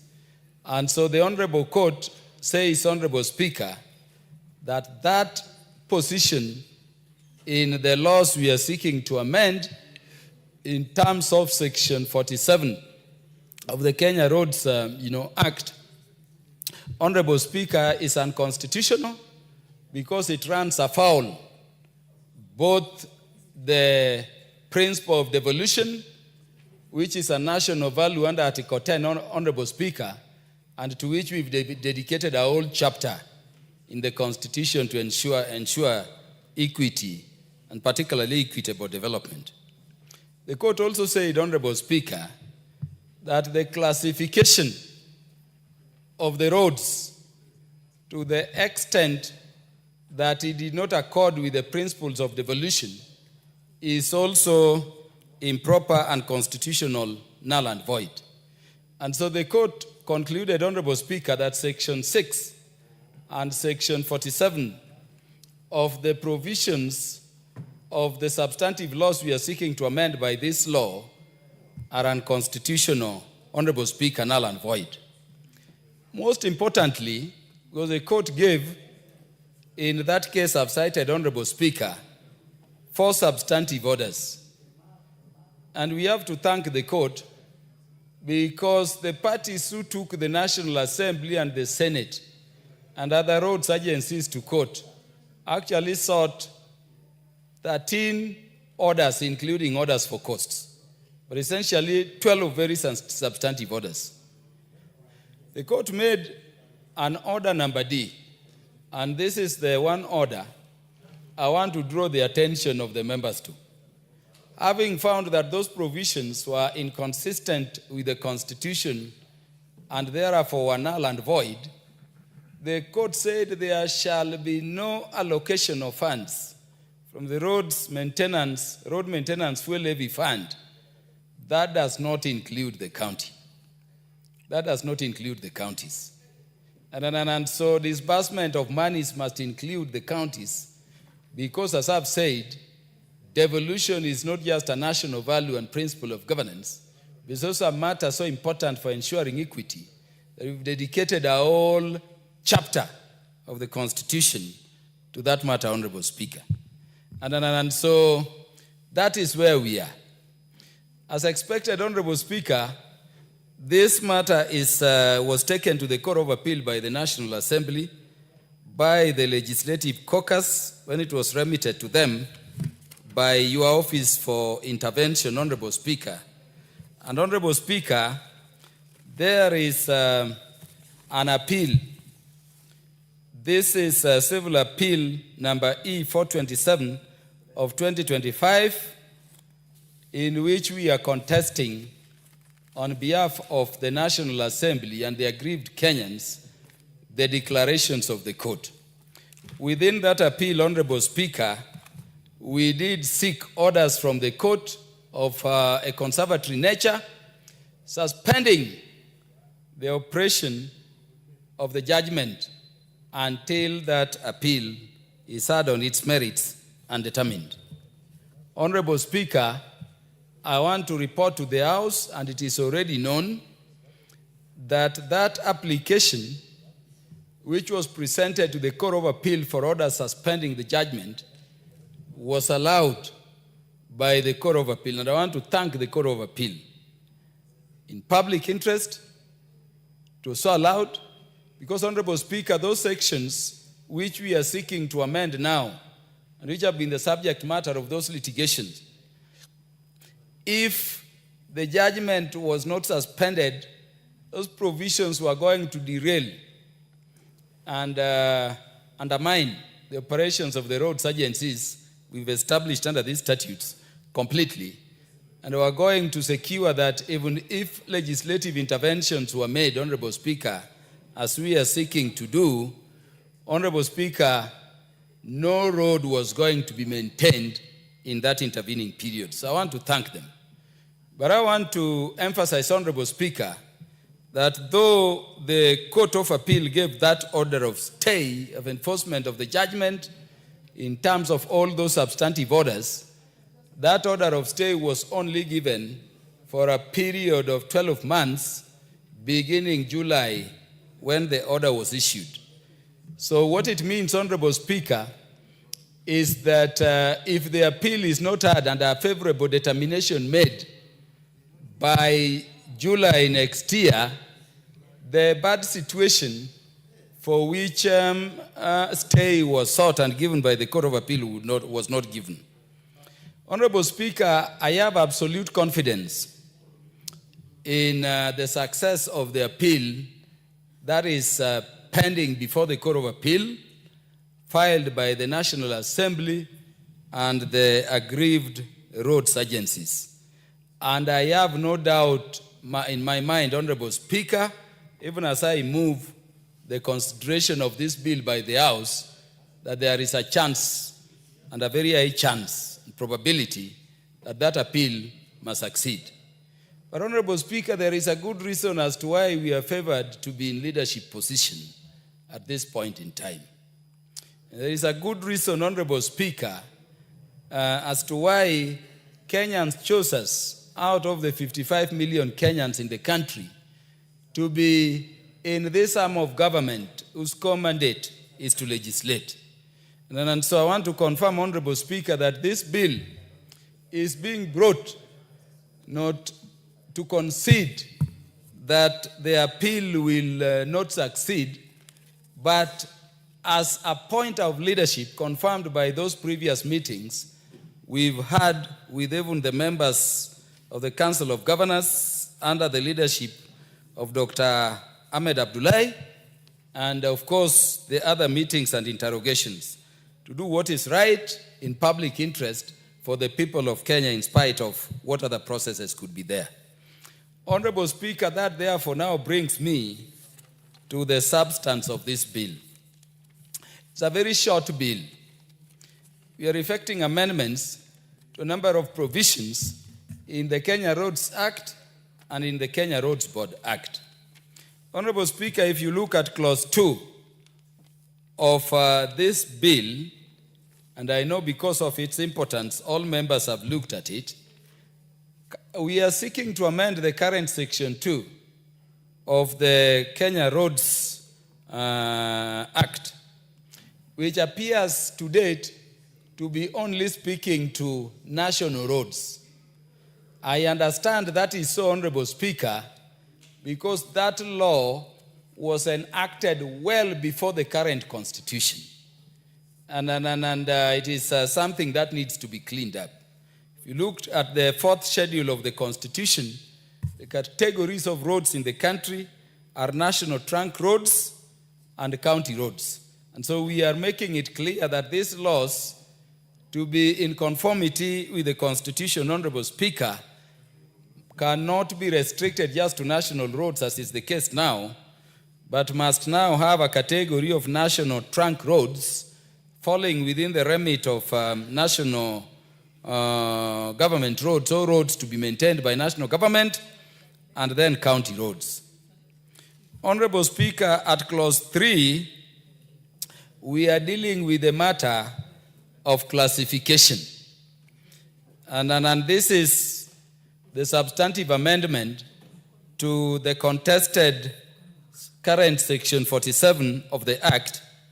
And so we are clearing that in line with the judgment and to the extent agreed by the House of Parliament, Honorable Speaker, the new roads classification will accord with the first schedule of this bill so that we can carry the entire country aboard.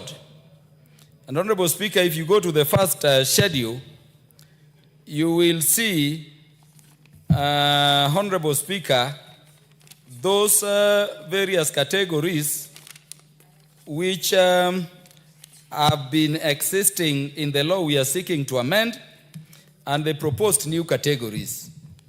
So we are proposing a category AS and category A and B to fall under national government.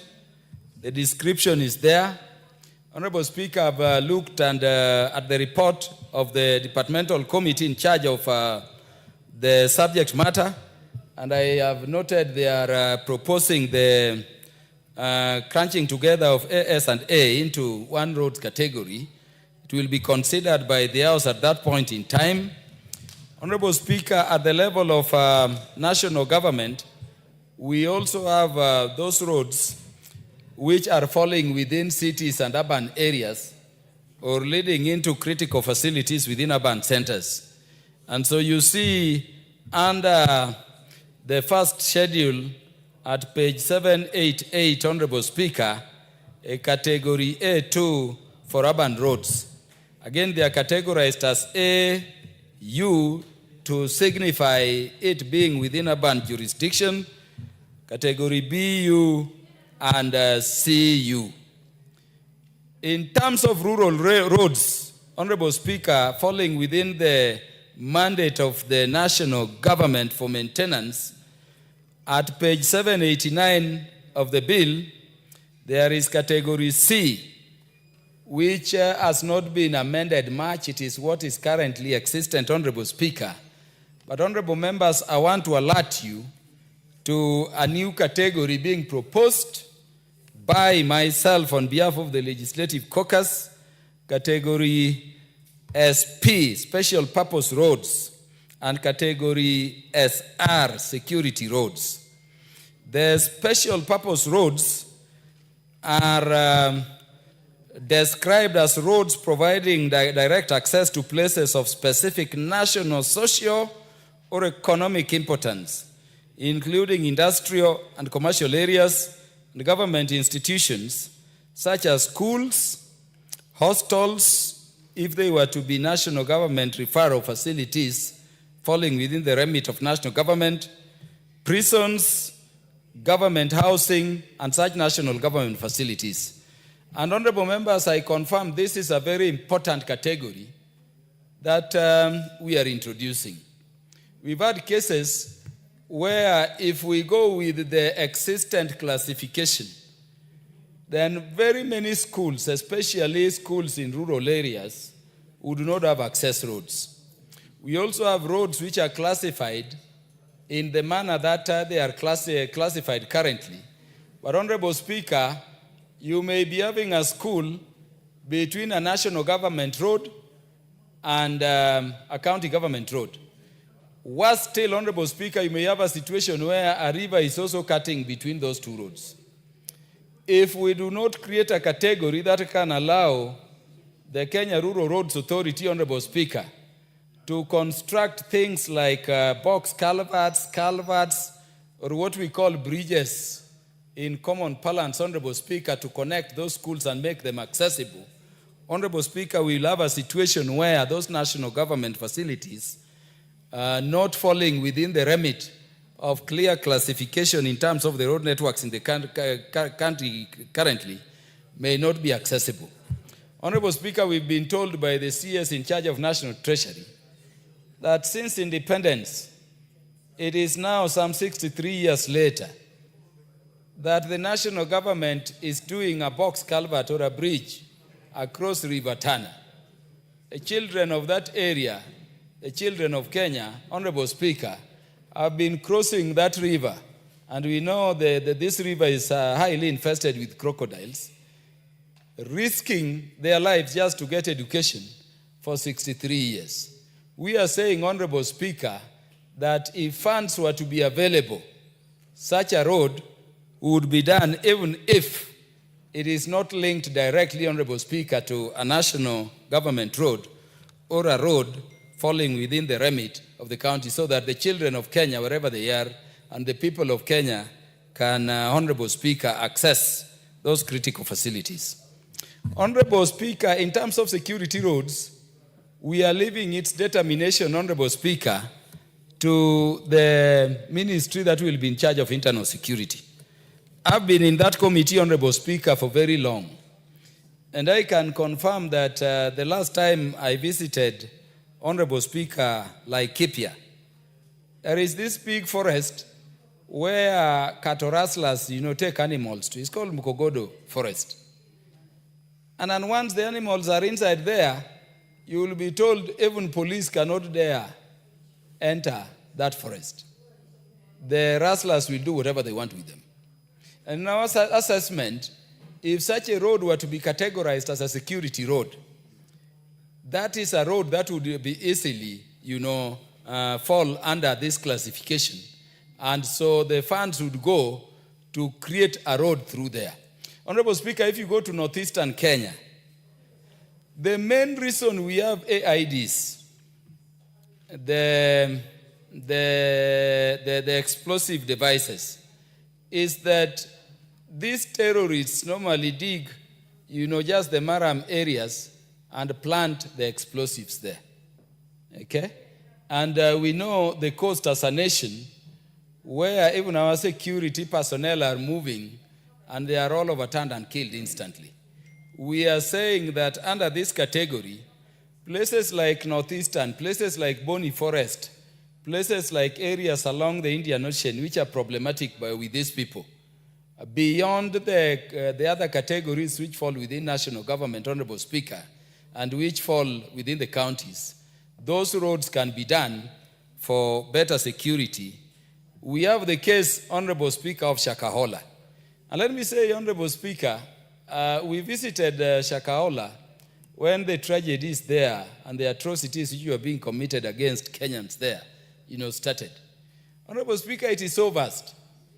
Let me say on the mic that if we just did some security roads across that vast, thorny area, those cases would not be there. But currently, the area is so vast, it is so large, it is so big, it has those thorny trees we've been struggling to eradicate, so vast that once you push people in from the road coming from Majilagobaya through, Honorable Speaker, you cannot hear what is happening to a Kenyan inside there. No wonder we are dealing with radical extremism, violent extremism, with even integration of religion. But you have people in court, but the thing is continuing. And you've had people, honorable members, asking, where are the neighbors when all those Kenyans are being killed? And I can tell you, the numbers of Kenyans who have died in such a place, the numbers you hear may not be the entire number of Kenyans who have been killed and have decomposed there. Such places need security roads because it becomes a security necessity for purposes of intervention. So, Honorable Speaker, though all the classifications in terms of the county roads are DE, but we've included DU, you had indicated, honorable members, means urban, and EU for roads falling within the current D and E under the remit of the counties, but falling within urban areas like Homa Bay Town, like, other cities, so that we don't just have, either the national government or the county doing roads without considering also urban areas. And I think this is a very good category, because if you were to look at even Nairobi, you will be giving money to Nairobi County under the systems we establish, Honorable Speaker, but you'll end up with the danger that the governor may tell you we are not doing Maram Road, in which case these monies may not end to the direct use. And subject to such improvements as the members and the committee will recommend, and the House may agree and resolve, Honorable Speaker, I highly commend that categorization. Honorable Speaker, we have introduced clause 47A. And clause 47A, what we are doing, Honorable Speaker, is to place specific, responsibilities to the counties. We are saying, Honorable Speaker, that unlike the equalization fund and other funds, we will not just send money to the counties there and they do nothing about it. And so a number of proposals are being made under clause 47A to clarify what responsibilities the county governments will have and shoulder for maintenance, rehabilitation, and development of county roads within the prescribed national standards and policies. Honorable Speaker, this is critical. We had cases being reported from some counties, I'm happy it does not include Homa Bay, where you have the Constituency Roads Committee under Kera Dasa Road, but a county, instead of doing roads with the funds it receives, the county, Honorable Speaker, just employs people who are, taking notes of what roads are being done. And the road is being done by the Constituency Roads Committee under Kera, or Kera, Honorable Speaker, at something like 5 million. When you look at records and you saw those processes in the Senate, Honorable Speaker, you hear on the same roads, our county also spent 50 million, nearly 10 times what Kera spent without doing anything. I can tell you, not in Homa Bay. Homa Bay is the best county currently. Top class county. And a female governor who is the best in this country currently. Yeah, Honorable Speaker, Honorable Kajwang is a son of Homa Bay. He has a polite way of distracting me. and we've dealt with it. Yes, Honorable Speaker, we are putting clear responsibilities, and there are a whole array of them. So that unlike equalization fund, which you send, and you were sending them here the other day, you have no follow-up system in terms of what is being done. We now want the counties to create even a department in charge of roads, employ qualified people there. An account will be opened, Honorable Speaker, with the central bank. This money goes, and for audit and accountability issues, it is very, very easy. Honorable Speaker, at clause 47, we are dealing with road signage, and I think it is tied to the processes we did. We need it to be clear, Honorable Speaker, that when there is...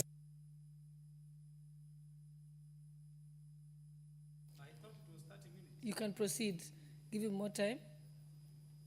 Because I'm just going to the meat of the matter, but I'll be brief. Give me only 5 minutes, Honorable Speaker. I thank you. Honorable Speaker, we want signages so that it is clear. This road is a county government road. This road is a national government road. This road has been done by Kenya. This road has been done by Kura. This road has been done by KRA. So that we can avoid these issues of, Honorable Speaker, the situations where there can be, corrupt practices and want of accountability over matters roads. Honorable Speaker, lastly, and the most thing we are dealing with, and Honorable Speaker, you will see this in the bill, and I know members have looked at it, is having been, thought that we are adding the counties, we have to reorganize the percentages into which, the roads maintenance fuel levy is to be shared. And so, Honorable Speaker, the bill proposes that counties will get 5% of the total amount of funds collected by the under the road maintenance fuel levy, fund. Honorable Speaker, because we have created that new category of sharing, the existing categories have to go down. So counties will get 5%. We are moving the allocation of Kenya, which was initially at 40%, Honorable Speaker, down to 36% to accommodate that share to the counties. Honorable Speaker, we are then moving the allocation which was going to Kenya Urban Roads Authority, KURA, from 15 to 14%. And Honorable Speaker, we are then moving the allocation which was initially being accorded to Kenya Rural Roads Authority at 32% to 31% by 1% to accommodate that addition to the county. I know, Honorable Speaker, some would be asking, why are we giving the counties 5? But Honorable Speaker, I'm saying that this is not equitable share. Counties still receive an equitable share, a portion of which will be going to roads. This is money from the collection of fuel levies for the maintenance of roads based on the roads classifications per county and in consultation with the ministry that is relevant, Honorable Speaker. It is confirmed to us that by classification currently, if you looked at the total, the 5% would secure that the roads falling under the remit of our county governments, Honorable Speaker, are maintained and in a good state for all Kenyans. That section 6 is what I've dealt with under that provision, and is a very critical provision. I would urge the members to accommodate it. Without much ado, Honorable Speaker, I want to thank the members for the opportunity to present this matter on their behalf. And Honorable Speaker, I know I've given enough detail. I want to thank you for the support you've given, Parliament in the exercise of this legislative, act, Honorable Speaker. And I beg to move, and permit me, therefore, having moved, Honorable Speaker, to request that the Honorable Dr. Otiende Amolo, Senior Counsel, seconds. Thank you, Honorable Speaker. Proceed, Honorable Amolo. Thank you, Madam Speaker. Madam Speaker, I rise to second the Kenya Roads Amendment number 3 Bill of 2025. Madam Speaker, there's an issue that the Honorable Owen Bayer raised, and he did not get the benefit of a response. Wherever he is, he will have to know that there's a distinction between learned and educated. Even if you can be a professor of everything, you can only be educated. You will not benefit from being called a learned friend. So the Honorable Owen Bayer is educated and is my friend. He's my educated friend, not my learned friend. In fact, in the English tradition, the word learned friend was actually reserved to peers, barrister to barrister. When a barrister was referring to a solicitor, they would say, my friend, not even my learned friend.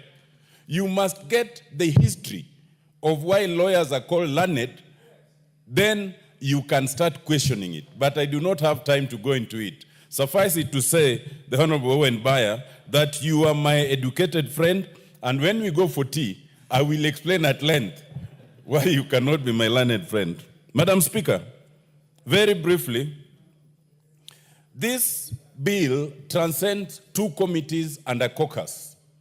This bill transcends the Justice Committee, it transcends the Roads Committee. But it was found wise to now have it adopted by the caucus because we have the benefit of dealing with those committees and beyond. For indeed, Madam Speaker, as Honorable Kaluma has explained, the bill is a result of consensus and consultation by the executive, by Parliament, by the various roads agencies, by the governors, and by everyone who cared to listen. Indeed, even the President was involved in this discussion. Madam Speaker, the bill is necessary because it has to fill the lacuna that was created by the decisions of the court, when the court declared two significant sections of the relevant laws as unconstitutional, and although we chose to appeal it with success, it was still important to address the issue beyond peradventure. Therefore, it comes in to fill the lacuna that arose out of Section 6 and Section 47. At this stage, let us explain two things, Madam Speaker. One, contrary to popular belief, the monies allocated to KERA, both under the original provisions and under this bill, are not put in the hands of members of parliament.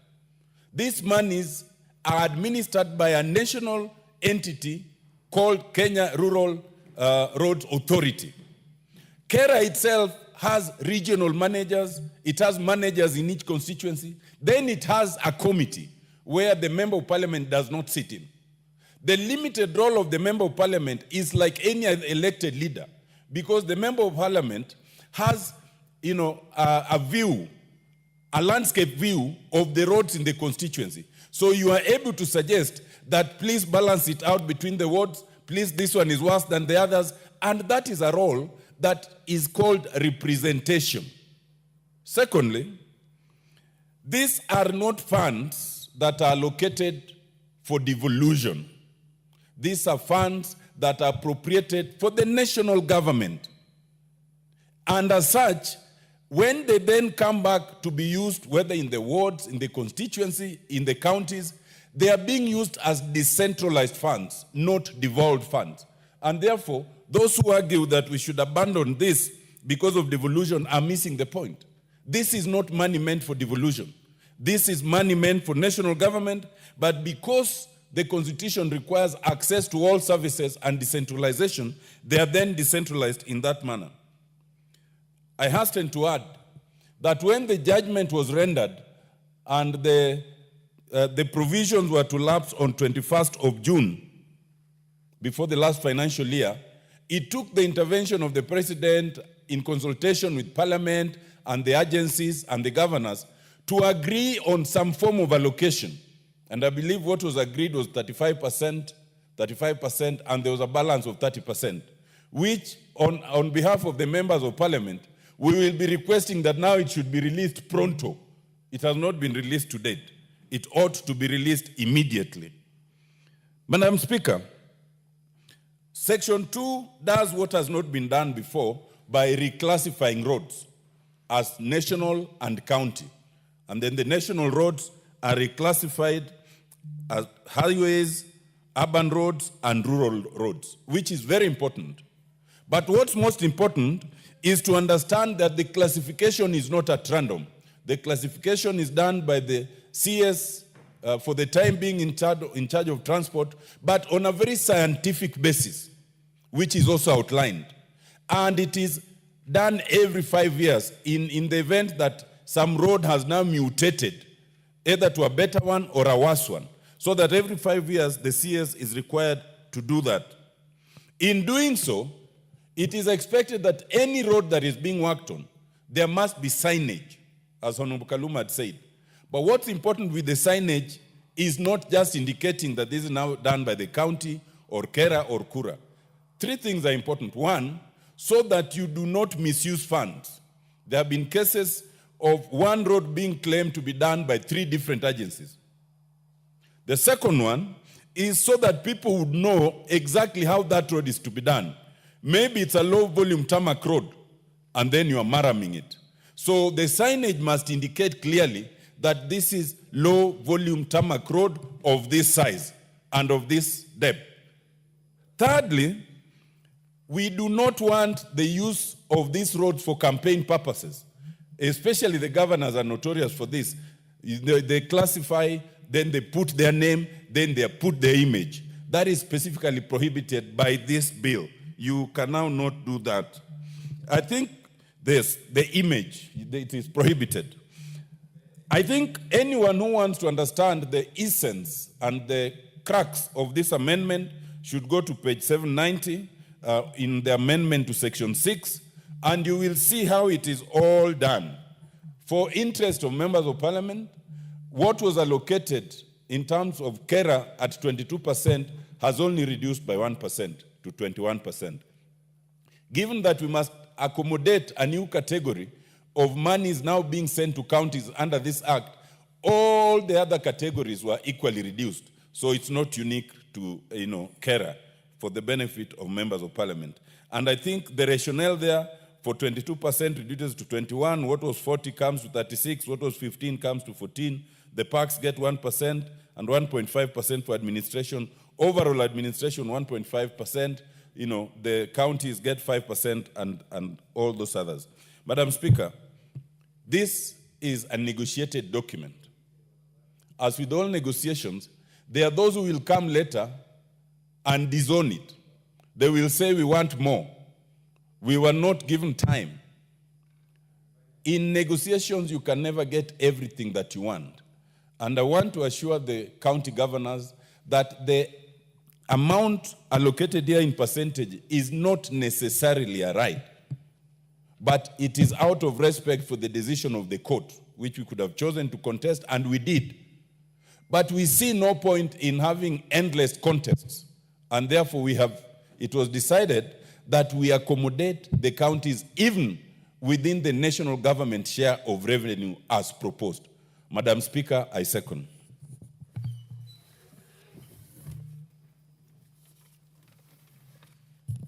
Honorable members, I now propose the question that the Kenya Roads Amendment number 3 Bill, National Assembly number 34 of 2025, be read a second time. Yes, Honorable TJ? Then I think I've seen KJ. You've pressed the intervention button. You can go next. Those who want to contribute, please press the intervention button. Madam Speaker, I'm a member of the Committee on Roads and Infrastructure. I've had my learned friends, Honorable Kaluma and the member for Rarieda, explain that this bill is a reflection of the caucus, of which I'm a member. I prefer to treat it like every other private member's bill. I say so because I want respect for committees. Matters under the standing order and under the Constitution that comprise roads are supposed to be dealt with that committee. But every other member is free to bring legislation. So if we create a precedence of some caucus taking mandate over issues in this House, we will confuse ourselves.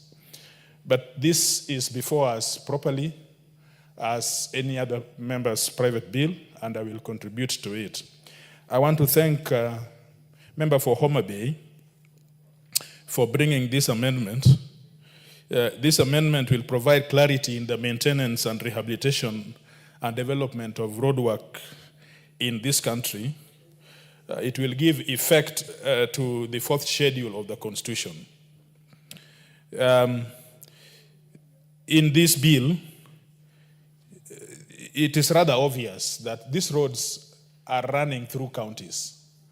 And I think it is just by misadventure that the Roads Board Act or the Roads Act was fashioned in a way to exclude the counties. It is not rocket science that these roads are passing by counties. And so it is rather obvious that counties should be involved. And so when Mr. Justice Mugambi made that decision, he was right to have termed that to have been unconstitutional, and it overstepped the mandates of the counties. So we are here trying to create a legislation which conforms to the Constitution and also respect the principle of devolution, which is an important architecture of this Constitution. Madam Speaker, this bill has given us an opportunity to reflect on different principles, and only 5 or so principles would I explain and sit down. Number one, we have had to have a balance between the counties and the national government. And you will see we have proposed a consultative procedure by which the classification may be done together with the national government in consultation with the county governments. The second thing it has allowed us to see is when monies are sent to the counties, and Honorable Kaluma was just shy to explain, but I think he tried very hard to hide it, that there are those counties that receive money, and instead of applying them to the specific issues, they divert them into other issues. So that in this bill, we have reflected and put something which looks like a conditional grant. If you receive money, you must use it for roads. You can't use it for something else. We want countries and we want to encourage counties to build roads. We want to see roads in our counties. We even want to see a kilometer of a county, of roads that is in the name of a county. I've never seen any of those. And so, you get this money, you must use it on roads.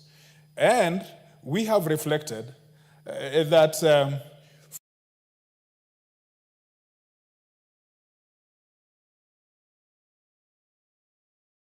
have to open an account, a specific account. That money is deposited in that account. This, I am sorry, this belongs to a senior member from Homa Bay. I disclaim the ownership of that noise. But you see now, you get money, you must open an account. That money must be sent to that account. If you don't, the comptroller of budget, the treasury will not allow you to access that money. I think that is also in this. But now we also have to see how to balance clarity amongst institutions. And one of the things that we have asked the Cabinet Secretary to do is to create a criterion for this proverbial thing called 10%. They get it all the time, but you know, it is freebies. They use it as they wish. They don't account for it. And so in this legislation, we have demanded that there must be empirical parameter by which, a criteria by which this money is given. And one of those is, although it is a discretionary issue, but that discretion must be exercised in terms of maintaining the overall roads equity. Roads equity means in Dagoretti North, for example, if you go there and you find dilapidated roads, you want to balance across Nairobi and see that even though Dagoretti North received so much money, but in terms of road equity, you then balance it to be having some kind of network which is uniform in Nairobi.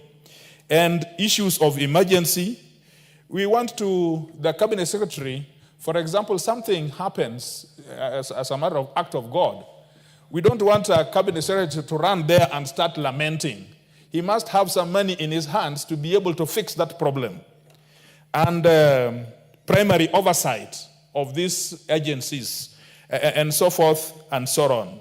And so the last principle which we have seen, I do not want to go into this percentage because this percentage will be open to members, some of them more qualified in mathematics than I have. I just want to talk around issues of principle. The last one is city roads. Everybody here thinks about rural roads.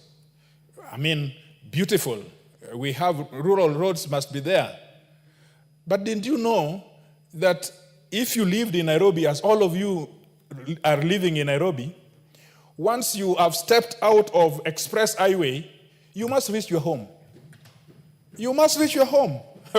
Who thought that you will fly or you will crawl into your house without going through a road? Now that road is not under Kura. That road is not under Kenya, and yet that road must exist. If you leave it for the county government, for 5 years I've lived in this Nairobi, I've never seen an inch of that road. So how do you want to live in your palatial home in Karen or in Runda or wherever you are? And so, in Kaluma's bill, a lot of thought went inside it, but only concentrated in the rural roads, the highways, and all those beautiful things. But now in the committee, we have thought through it, and we have said the last connectivity in city roads, that in cities, there will be a last connectivity if then the roads are coming from the highways to the arterials within the estates and the residential areas. So that therefore ring-fences some of those roads that are giving you the connectivity into some of your homes and in some of your supermarkets that you would want to be. I thank you, Madam Speaker, because this is coming at the right time. I would have thought that this House should be full because this is an issue which concerns each one of us. But I really thank you for giving us an opportunity to deliberate on this matter, and I support this bill. Thank you very much. Honorable KJ, then we'll come to you. Member for Chuka.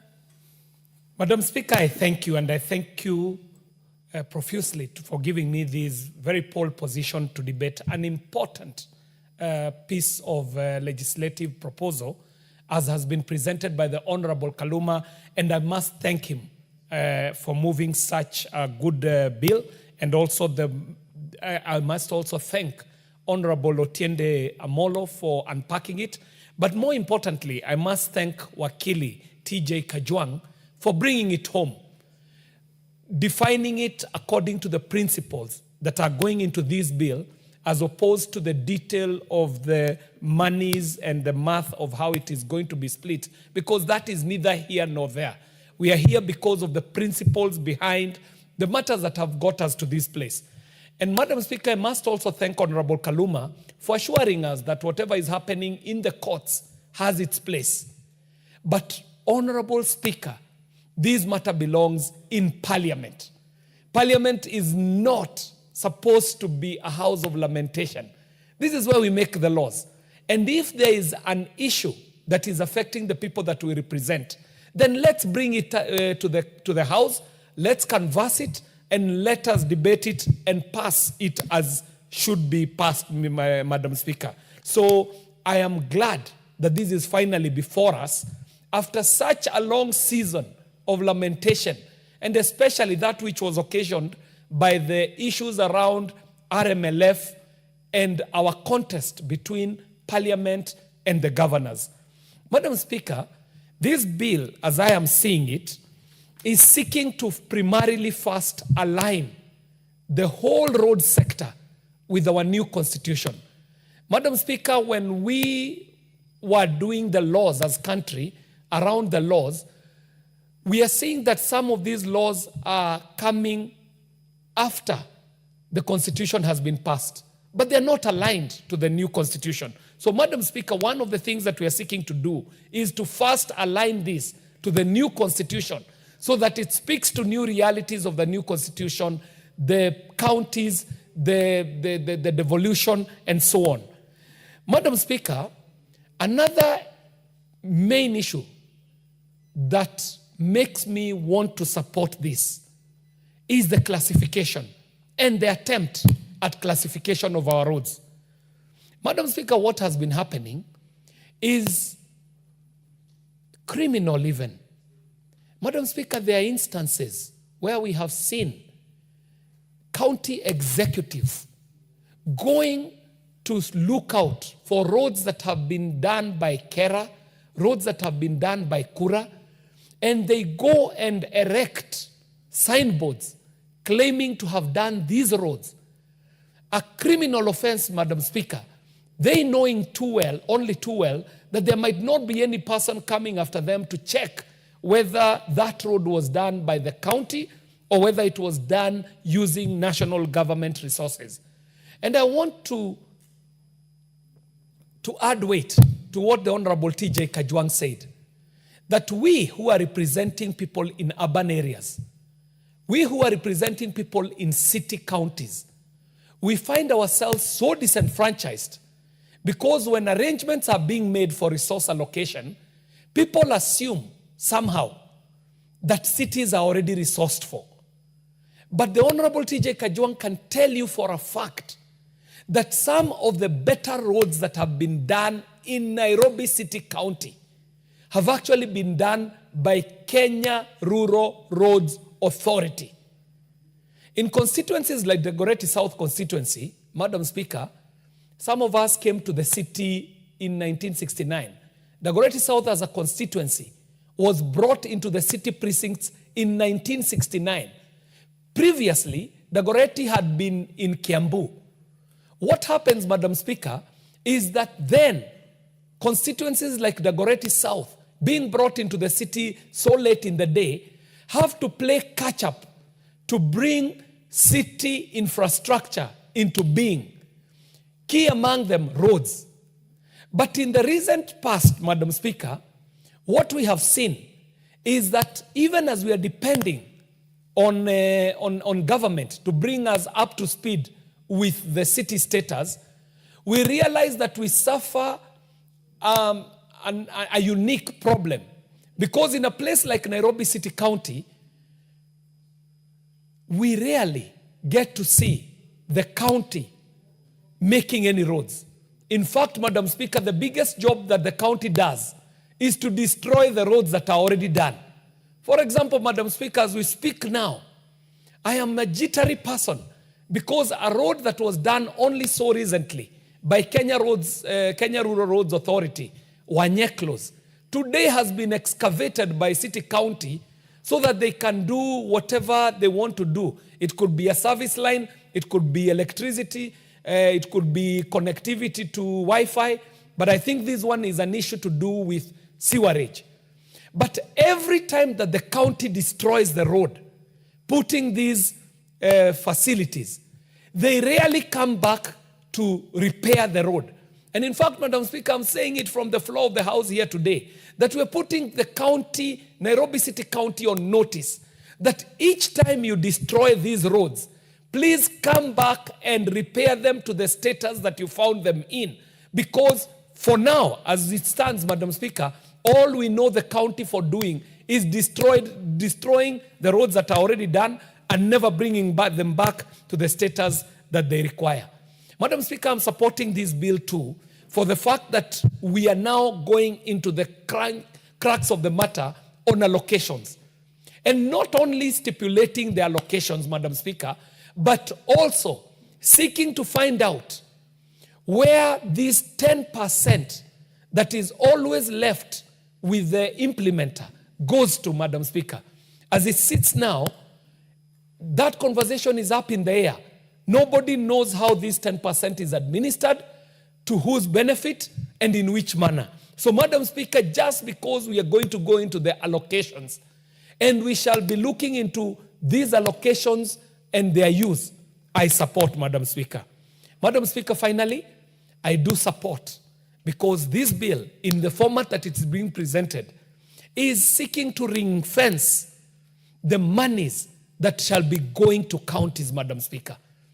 Madam Speaker, we have seen with devolution that when we do division of revenue in this house, and the money goes to the executives in the counties, rarely are they accountable to the house that did the division of revenue, and the excuse is normally that they should be superintended over by county assemblies. But Madam Speaker, come to think of it, these are national resources that we are allocating. This is not own-sourced revenue from the counties. Counties themselves are not working hard enough to create their own revenue. But they are very quick to come to the table for the division of the cake on the national revenues as have been collected, Madam Speaker. So the fact that we shall be ring-fencing roads monies within the county budgets, that alone for me is reason enough for me to be supporting this bill. Finally, Madam Speaker, I do think that the push and pull between ourselves and the county executives is unnecessary. What this parliament has been able to do, even in the absence of good frameworks like we are putting up today, even just on RMLF, Madam Speaker, has to be celebrated. Madam Speaker, I know you're a proponent of the bottom-up economic transformation agenda. And in Bita, when we were campaigning, one of the things that we were talking about is how we shall make Kenya a saving nation. And Madam Speaker, this parliament was agreeable that a certain percentage of RMLF must be set aside for savings. And Madam Speaker, what has happened in a few short months, the amount of money that country has been able to save by just setting apart a piece, a very small percentage of RMLF to go to savings, is something that shall be celebrated for generations to come. So, Madam Speaker, I do stand to support this. I support, first, because it is going to align us with the Constitution. Secondly, because we shall go into good classification. Thirdly, because we shall make allocations clear and transparent. And finally, the fact that we shall be able to ring-fence the roads monies that go to county are good reasons enough for me to support. And in the third reading, Madam Speaker,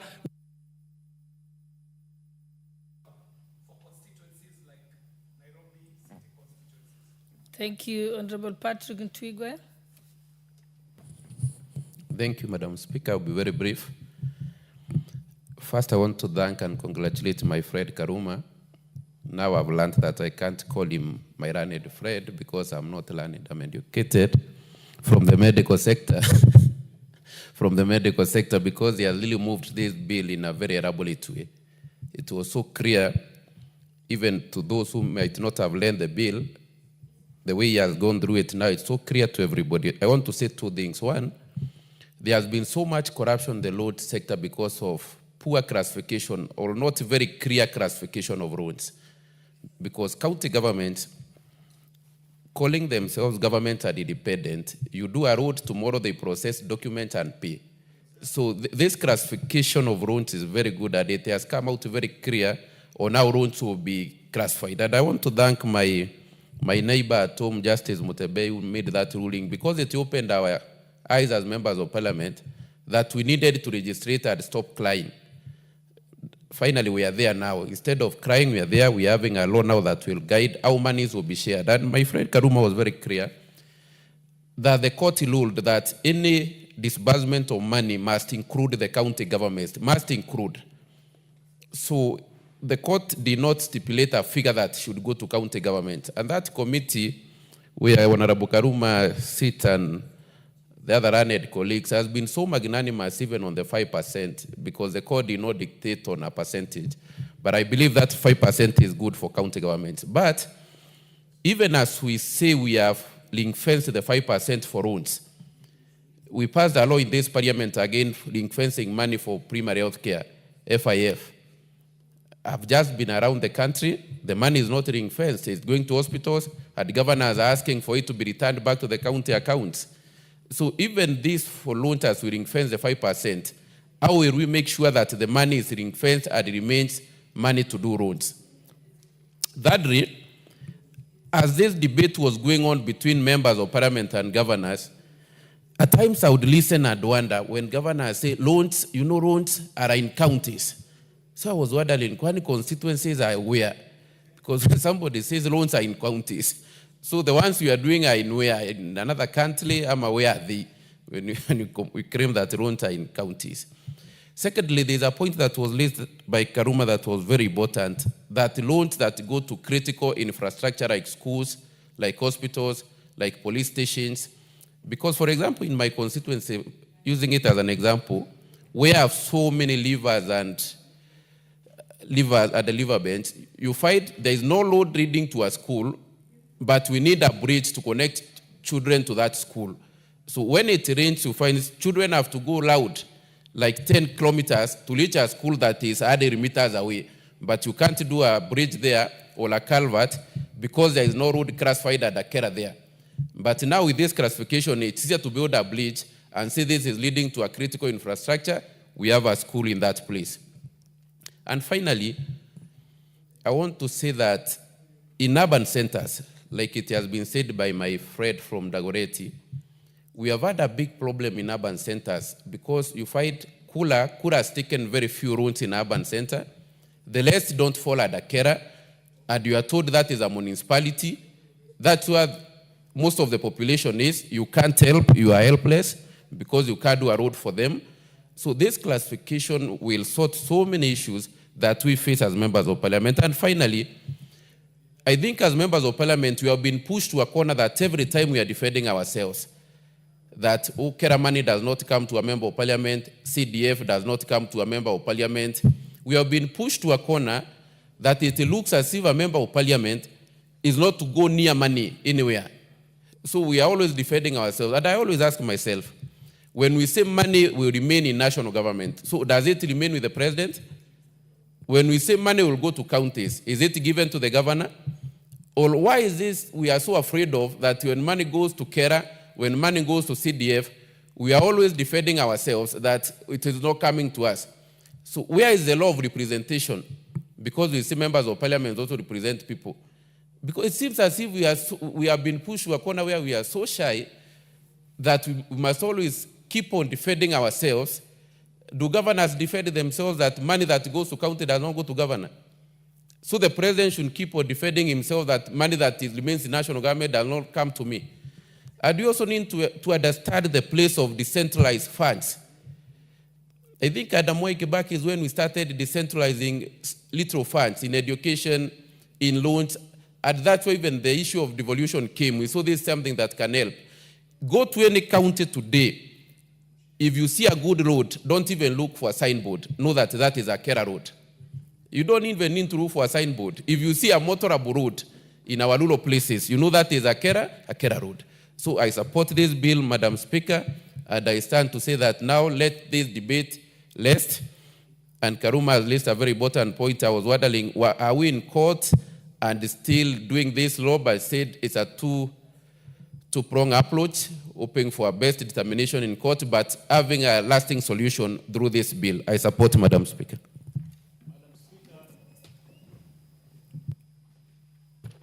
Yes, Honorable Owen.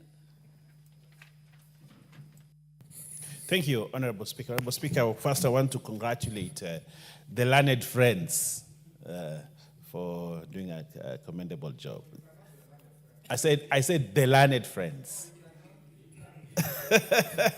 the learned friends among themselves for a good job.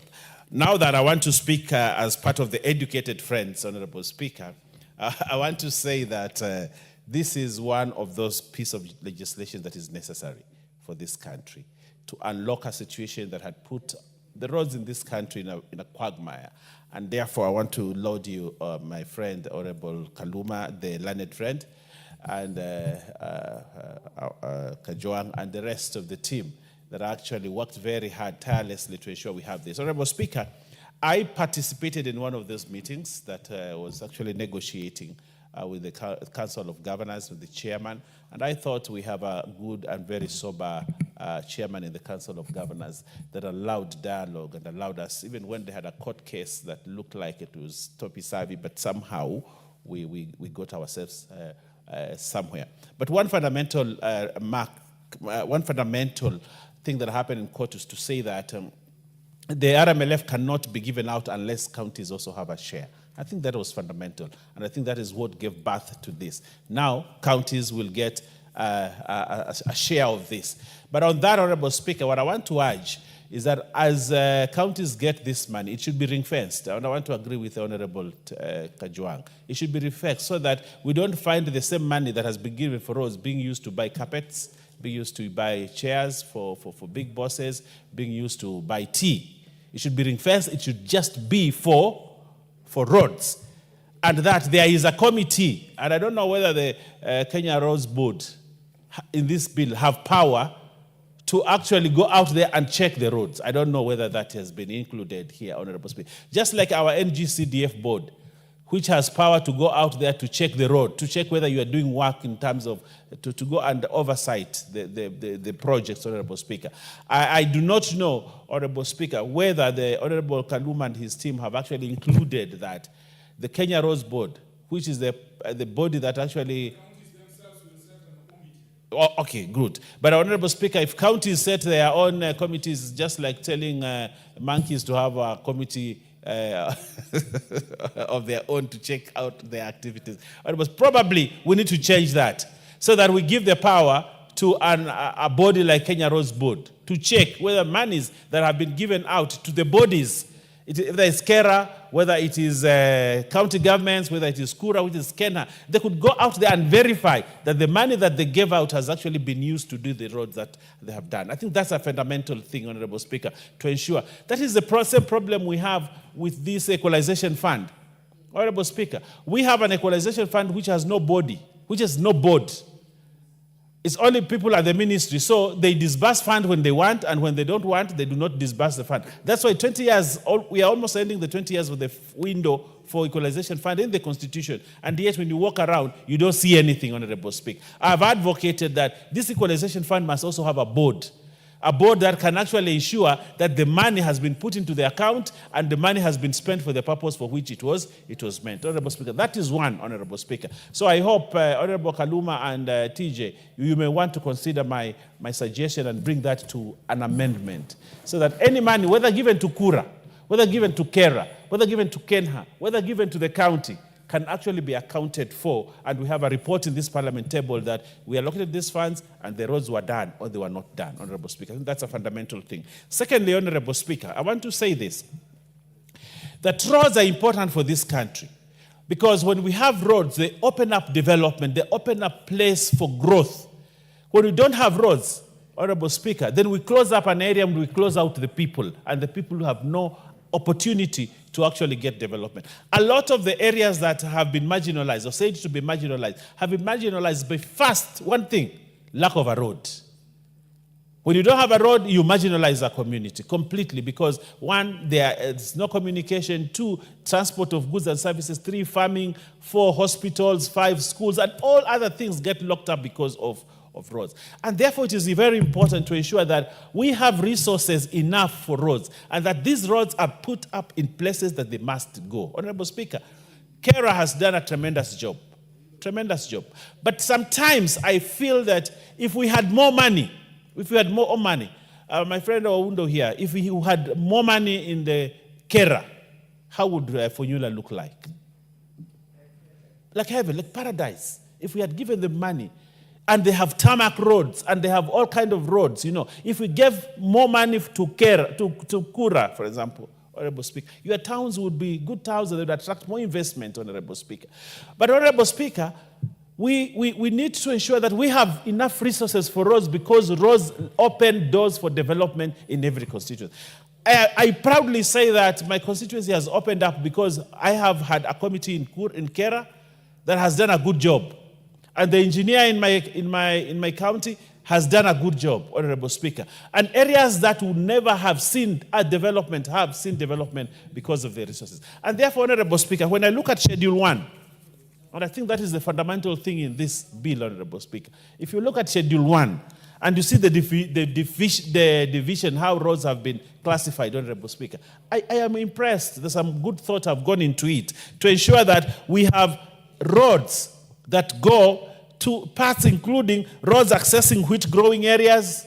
And I like that. When I saw that you actually have Class W, roads accessing wheat growing areas, and classified rural roads including mining roads. The only thing, Honorable Speaker, that I would have loved to see, and I want to draw the attention of the Honorable TJ Kajwang, you will speak your language later on, my friend, with TJ. Why don't you have roads leading to fishing grounds? Because my place and your place, one of the mainstays and economic activities is fishing. And a lot of times, the roads that lead to the areas where people are fishing are not there. Actually, fish get spoiled on the way because they are very perishable. Because there is no road leading to the ocean or to the fishing ground or to the lake. Honorable Speaker. But I do not know what triggered the thought of saying we have roads accessing wheat growing areas, roads accessing coffee, roads accessing settlement, national park, but yet, and sugar growing areas, tea growing areas. Why did we leave fish? Honorable Speaker, why did we leave fish? Yes. So, Honorable Speaker, I think this is something, because if I have money, I can't put it in tea because I don't have tea. I can't put it in wheat because I don't have wheat. But I have an ocean, and you have the lake. Yes, Honorable Speaker. So, Honorable Kaluma, I don't know if you come from Homa Bay, but you left to put a classification on roads that leading to fishing grounds. I think that's a big thing that you left. And that amendment, Honorable Speaker, need to be put in here, Honorable Speaker, so that it is specific, so that when I go there and I tell the county government you have money, and that money allows you to do a road to the fishing ground, Honorable Speaker, or to the landing site for fish, Honorable Speaker, I can authoritatively say you received 10, 20 million, put that money on that road. And they will not budge out of it because you have instructed them through the law, Honorable Speaker. So that is one thing, Honorable Speaker, that we must put. I'm sure my friend, he has always wanted to baptize me. I want to tell him I'm a baptized Anglican.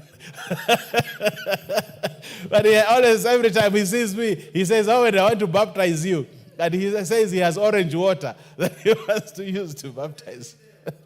To baptize me. Honorable Speaker, interestingly, Honorable Speaker, I think this is a midwifed law, and I think apart from the several amendments that I have picked, Honorable Speaker, which we must do, Honorable Speaker, so that we can strengthen the law. My Speaker, and I want to call you my Speaker, this is a very important piece of legislation that will usher development into areas that for many years have never had roads. And where you have put a road, you can put a water pipe. Where you have put a road, you can put electricity posts. Where you have put a road, Honorable Speaker, but Honorable Speaker, I also like the fact that there are certain schools which are inaccessible.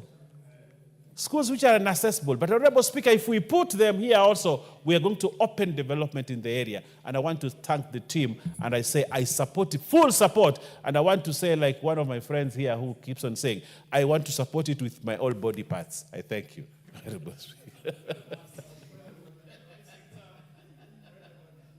Yes, Honorable Oundo, what's your point of order? Honorable Speaker, looking at the time that left before the end of the session, and noting the importance of this particular bill to the people of Kenya, especially rural Kenya, I request that the Speaker, in your wisdom, allow that the debate be now adjourned to another time, so that as many people, as many members of Parliament can talk to this matter while addressing their members, their constituents, so that we have enough time.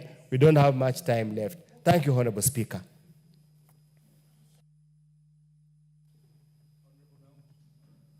Honorable Speaker, Honorable Naomi Wako is seconding.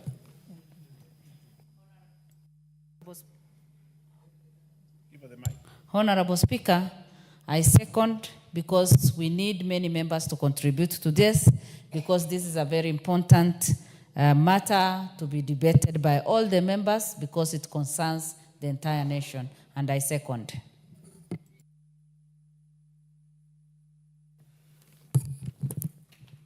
Honorable members, in accordance to Standing Order number 96, I now propose that the Kenya Roads Amendment number 3 Bill, National Assembly number 34 of 2025, be now adjourned.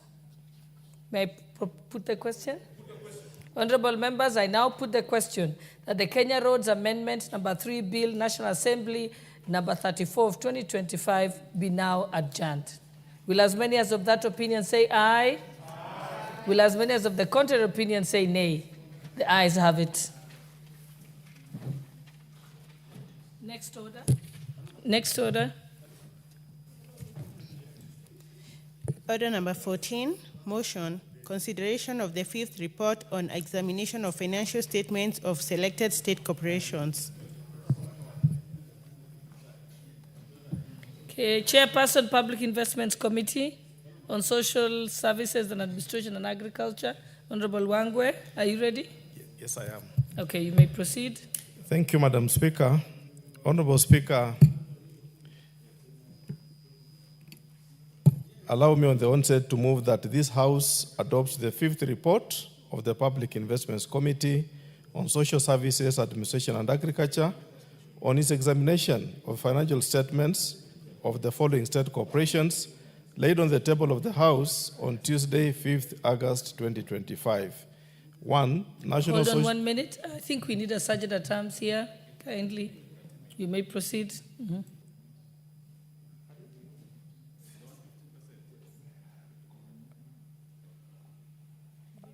Thank you, Madam Speaker. 1. The National Social Security Fund for financial year 2020-2021. 2. Kenya Marine and Fisheries Research Institute for financial year 2019-2020 to 2020-2021. 3. National Hospital Insurance Fund for financial year 2018-2019 to 2020-2021. And 4. Kenya Broadcasting Corporation financial years 2013-2014 to 2018-2019. Honorable Speaker, allow me to appreciate the commitment of my members, the members of the Public Investments Committee on Social Services, Administration and Agriculture, for taking their time to really concentrate and come up with this very wonderful report. Honorable Speaker, allow me to move the House in two lots, Honorable Speaker. The first lot being the observations as general and their recommendations thereto, and the second lot, Honorable Speaker, being the specific individual parastatal and the observations and recommendations thereon. Honorable Speaker, cross-cutting issues that came up during our interrogation include, Honorable Speaker, 1, lack of possession and ownership document on land and buildings. Honorable Speaker, all these 4 parastatals, Honorable Speaker, showed a sense of lack of possession for either one property, 2 or many other properties, some to even 32 parcels of land, Honorable Speaker, who did not have the ownership documents and their buildings their own, Honorable Speaker. Honorable Speaker, a case in time is the case of Kenya Broadcasting Corporation, whose 32 number parcels of land do not have title deeds or legal documents, Honorable Speaker, including the property onto which, Honorable Speaker, the Broadcasting House is sitting on, LR number 209/5918. Honorable Speaker, there is also the issue, Honorable Speaker, that now the committee felt to recommend, after observing the generality in terms of how much land did not have title deed with respect to Kenya Broadcasting Corporation. Also, Honorable Speaker, National Hospital Insurance Fund, the defunct, does not possess ownership documents for land reference number LR 24968, measuring 10 hectares situated at Karen, valued at 93,712,675. That is the valuation as at that time, not as at now, Honorable Speaker. Further, the parcel of land is in dispute and the matter is in court. Honorable Speaker, since 2008, the matter has been in court and it is still dragging in court. What are we saying, Honorable Speaker? That within 3 months upon adoption of this report, let the accounting officers, Honorable Speaker, liaise with the cabinet secretaries for the respective state corporations, Ministry of Lands, Public Works, Housing and Urban Development, and the National Land Commission, and fast-track the process of acquiring title deeds, resolve disputes between the state corporations, and ensure legal actions are taken against private individuals who have illegally acquired public land. Honorable Speaker, whereas these people, these agencies pose like they don't have the land, the documentation, private individuals, Honorable Speaker, encroach on these parcels of land and they keep on saying they are in court. So you cannot evict them. They have put an injunction and, Honorable Speaker, public land is in a mess to that extent, Honorable Speaker. Honorable Speaker, we also made a second recommendation that within 6 months upon adoption of this report, the accounting officers through the National Land Commission should prioritize and expedite resolving ownership issues surrounding parcels of land belonging to their state corporations and report its status back to the National Assembly. Honorable Speaker, not just to resolve, but also to make a report back to this House so that the House is acquainted and seized of the ownership of the various parcels of land. Honorable Speaker, the second general issue that cuts across these four parastatals is delay in availing documents to the Auditor General. Honorable Speaker, the Auditor General is a constitutional office that requires that any organization and receiving money, public funds, must be audited, Honorable Speaker. And the only body that should audit is the Office of the Auditor General, as provided for under Article 226 of the Constitution, and particularly looking at Section 68(2) of the PFM Act of 2012, read together, Honorable Speaker, with the Public Audit Act. Honorable Speaker, during the audit, it becomes very difficult that the Office of the Auditor General, Honorable Speaker, upon entry and assessing all the audit papers, plus the provision of the necessary exit report. Remember, Honorable Speaker, an audit is not just an event of one day. It's a whole process. It takes time, entry into the organization, preparation of the document, writing of the final document, Honorable Speaker, a draft, and then finally preparing the final statement. It's normally a process, but it's still this process, whereas there are various notes back to the agency, they don't respond. But when they hear, Honorable Speaker, that they are coming before Public Investments Committee, all accounting officers with their volumes and volumes of their papers appear before our committees.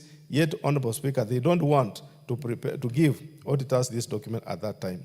What do we recommend, Honorable Speaker? That the accounting officers should always comply with the provisions of Section 68(2) of the PFM Act 2012 and submit the required information for audit within the stipulated timelines. Honorable Speaker, remember the case of timelines, which has really been ruled by now, that we must adhere to timelines when it comes to reporting, and similarly, Honorable Speaker, preparation and finalizing of the audited accounts has also the timelines there too. Honorable Speaker, we also made a recommendation that the accounting officer who fails to provide required information for audit pursuant to Section 62(1) of the Public Audit Act, Cap 412B, should be prosecuted for the offense pursuant to Section 62, Part 2 of the Public Audit Act, Cap 412B. Honorable Speaker, the ruling on what to do is in that section. It has already been predetermined, and therefore, Honorable Speaker, the parties who don't comply should just be enforced using that act, Honorable Speaker. Honorable Speaker, there is also the other issue that cuts across matters pending in court. Honorable Speaker, we observed that quite a number of litigations concerning ownership of various properties, debts or debtors, creditors are in court. And the state corporation and other legal matters have been pending before the courts of law for long, despite resolutions of the House through previous PICs. Honorable Speaker, today we are prosecuting our fifth report. There are decisions the House will make, and we have made recommendations on what to do. But it's still, Honorable Speaker, this matter, when the Committee on Implementation pushes it to court through the various agencies, EACC and the DCI, the matter is pending in court for as many years as possible. Therefore, Honorable Speaker, Kenyans have become very clever that when the matter is before court, no any other person can interfere. And Honorable Speaker, it is pending in court forever. For example, the issues I raised with NHIF, the land in Karen, it has been there. And each year, Honorable Speaker, the case metamorphosizes into another case, from one case to another case, Honorable Speaker. The question is, when are we going to conclude this? This is a matter we cannot force the judiciary to make a ruling. But Honorable Speaker, the people, the clever Kenyans who take this matter before court, forces the court officials to put it in such a way that it has to be listened to all through. Therefore, Honorable Speaker, this is a very tricky issue that we all need to come up as Kenyans and say, how long should these court cases take? So that, Honorable Speaker, Kenyans want to see public land and public utility in the hands of the public. Not, Honorable Speaker, public utility is in the hands of the private persons. That makes it very tricky. Therefore, Honorable Speaker, we recommend as follows, that within 3 months upon adoption of this report, the Inspector General, Inspectorate of State Corporations, should carry out a review of all entities with the pending court cases, prepare a comprehensive status report, and submit to the National Assembly with a copy to the Attorney General, who will initiate the process for fast-tracking the conclusion of the cases within reasonable time. Honorable Speaker, let the Attorney General, being the person who can link up between the executive and the judiciary, handle this matter so that he can expedite and inform maybe what the decision of the judiciary, especially from the President of the Judicial Service Commission. The accounting officers, Honorable Speaker, should strive to embrace alternative dispute resolution mechanisms in the resolution of disputes before going to court. Honorable Speaker, you find a small issue, not really small per se, because no matter is small before court, but an issue that would have been resolved outside court ends up in court. It takes 10 years to be resolved. Yet, Honorable Speaker, the matter could have been put to a certain administrative committee within the government. A state agency suing another state agency, Honorable Speaker. The matter is pending before court. Nothing is moving. No Kenyan is enjoying the possession of a state property. Honorable Speaker, cross-cutting issue that we also observed is delayed accountability of interest. Honorable Speaker, most of the civil servants, or rather employees of these parastatos, are fond of, Honorable Speaker, making travels. And when they make travels, Honorable Speaker, which is within their budgets, not outside their budgets, but they don't surrender their interest, Honorable Speaker, on time. So what happens, Honorable Speaker, the interest keep on being outstanding year in, year out. And Honorable Speaker, another clever way that we noted within this review, especially from the Kenya Fishing Industries Limited, where they gave scholarships to about 4 officers, Honorable Speaker, who went to overseas to study. When they come back, Honorable Speaker, after 2 years or 3 years for this case, they were so clever to have earned a job elsewhere while they were on overseas study. So that, Honorable Speaker, by the time they come back, they don't report to the organization. Instead, they move around, get a job elsewhere, and now the accounting officer has to follow up on how to collect that interest, Honorable Speaker. A situation which, Honorable Speaker, we feel all organizations sending out their officers must bond them. And if they are bonded, Honorable Speaker, they have to live within the terms of the bond so that they impress what is really within the law. What we recommend, Honorable Speaker, that the accounting officers to ensure that interest advance to officers is surrendered within the stipulated period of 7 days. Honorable Speaker, the law talks about 7 days after return to the workstation in accordance with Section 93 of the Public Finance Management National Government Regulations 2015. The second recommendation, Honorable Speaker, we felt was that within 6 months of adoption of this report, the accounting officers who will have failed to take necessary steps to ensure that all outstanding interest within their jurisdictions are recovered from the due date should be surcharged the full amount due. Honorable Speaker, the accounting officers are the persons that give this interest. Again, they are the ones, Honorable Speaker, that pay any other dues to the same officers. So if they are not put to pressure to recover this money, Honorable Speaker, they end up just admitting laissez-faire attitude on collection of this money. The other general issue, Honorable Speaker, we found out was the underfunding low budgetary disbursements. Honorable Speaker, this house is a budget-making house. But Honorable Speaker, we don't just make budget on that one day. Budget making, Honorable Speaker, is a process. It begins with the sector working groups, Honorable Speaker, who oversee the sector requirements. Before, Honorable Speaker, they submit a cabinet memo, the cabinet approves, before that budget moves into this house. Therefore, Honorable Speaker, if the user has requested for 200 shillings, why should you give that user 50 shillings? Honorable Speaker, we felt as a committee that let the National Treasury review the overall budget requirement of the various SAGAs and ministries so that they can budget, allow them resources which are meaningfully within what they are requiring. Therefore, Honorable Speaker, what do we recommend? That the committee recommends that the Cabinet Secretary National Treasury endeavors to allocate and disperse, not just allocate, Honorable Speaker, but also disperse funds as appropriated to the state corporations funded by the national government. The Cabinet Secretary National Treasury should ensure at all times that the budgets are realistic, achievable, and always adhere to annual work plans, procurement plans, and revenue collection capabilities of the respective corporations in compliance with Regulation 44.2 of the PFM National Government Regulations 2015. Honorable Speaker, the most challenge also has been that yes, this House will appropriate the money. How about disbursement, Honorable Speaker? Year in, year out, month in, month out, no money will move from National Treasury to various sagas. We are also requesting that let the National Treasury adhere to their obligation. Honorable Speaker, allow me to move the House to individual specific agencies as listed in this report. Beginning with the National Social Security Fund, Honorable Speaker. Honorable Speaker, what we observed as a matter of concern that I want to highlight, among others, this is just a synopsis, Honorable Speaker. Most of the other issues are in the main report, is the issue of rental debtors, Honorable Speaker. Honorable Speaker, in this financial year 2020-2021, NSSF, Honorable Speaker, witnessed an increase in debtors of 230,962,739.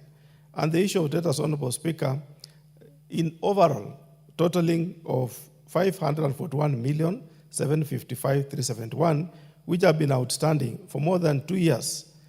And Honorable Speaker, this being 2020-2021, the main issue that the NSSF attributed this shift increase was due to COVID-19 pandemic, which hit the whole world. Honorable Speaker, the explanation for the cause of the delay in recovering is untenable, since the 2 years the debts have been outstanding was beyond the issue of COVID-19.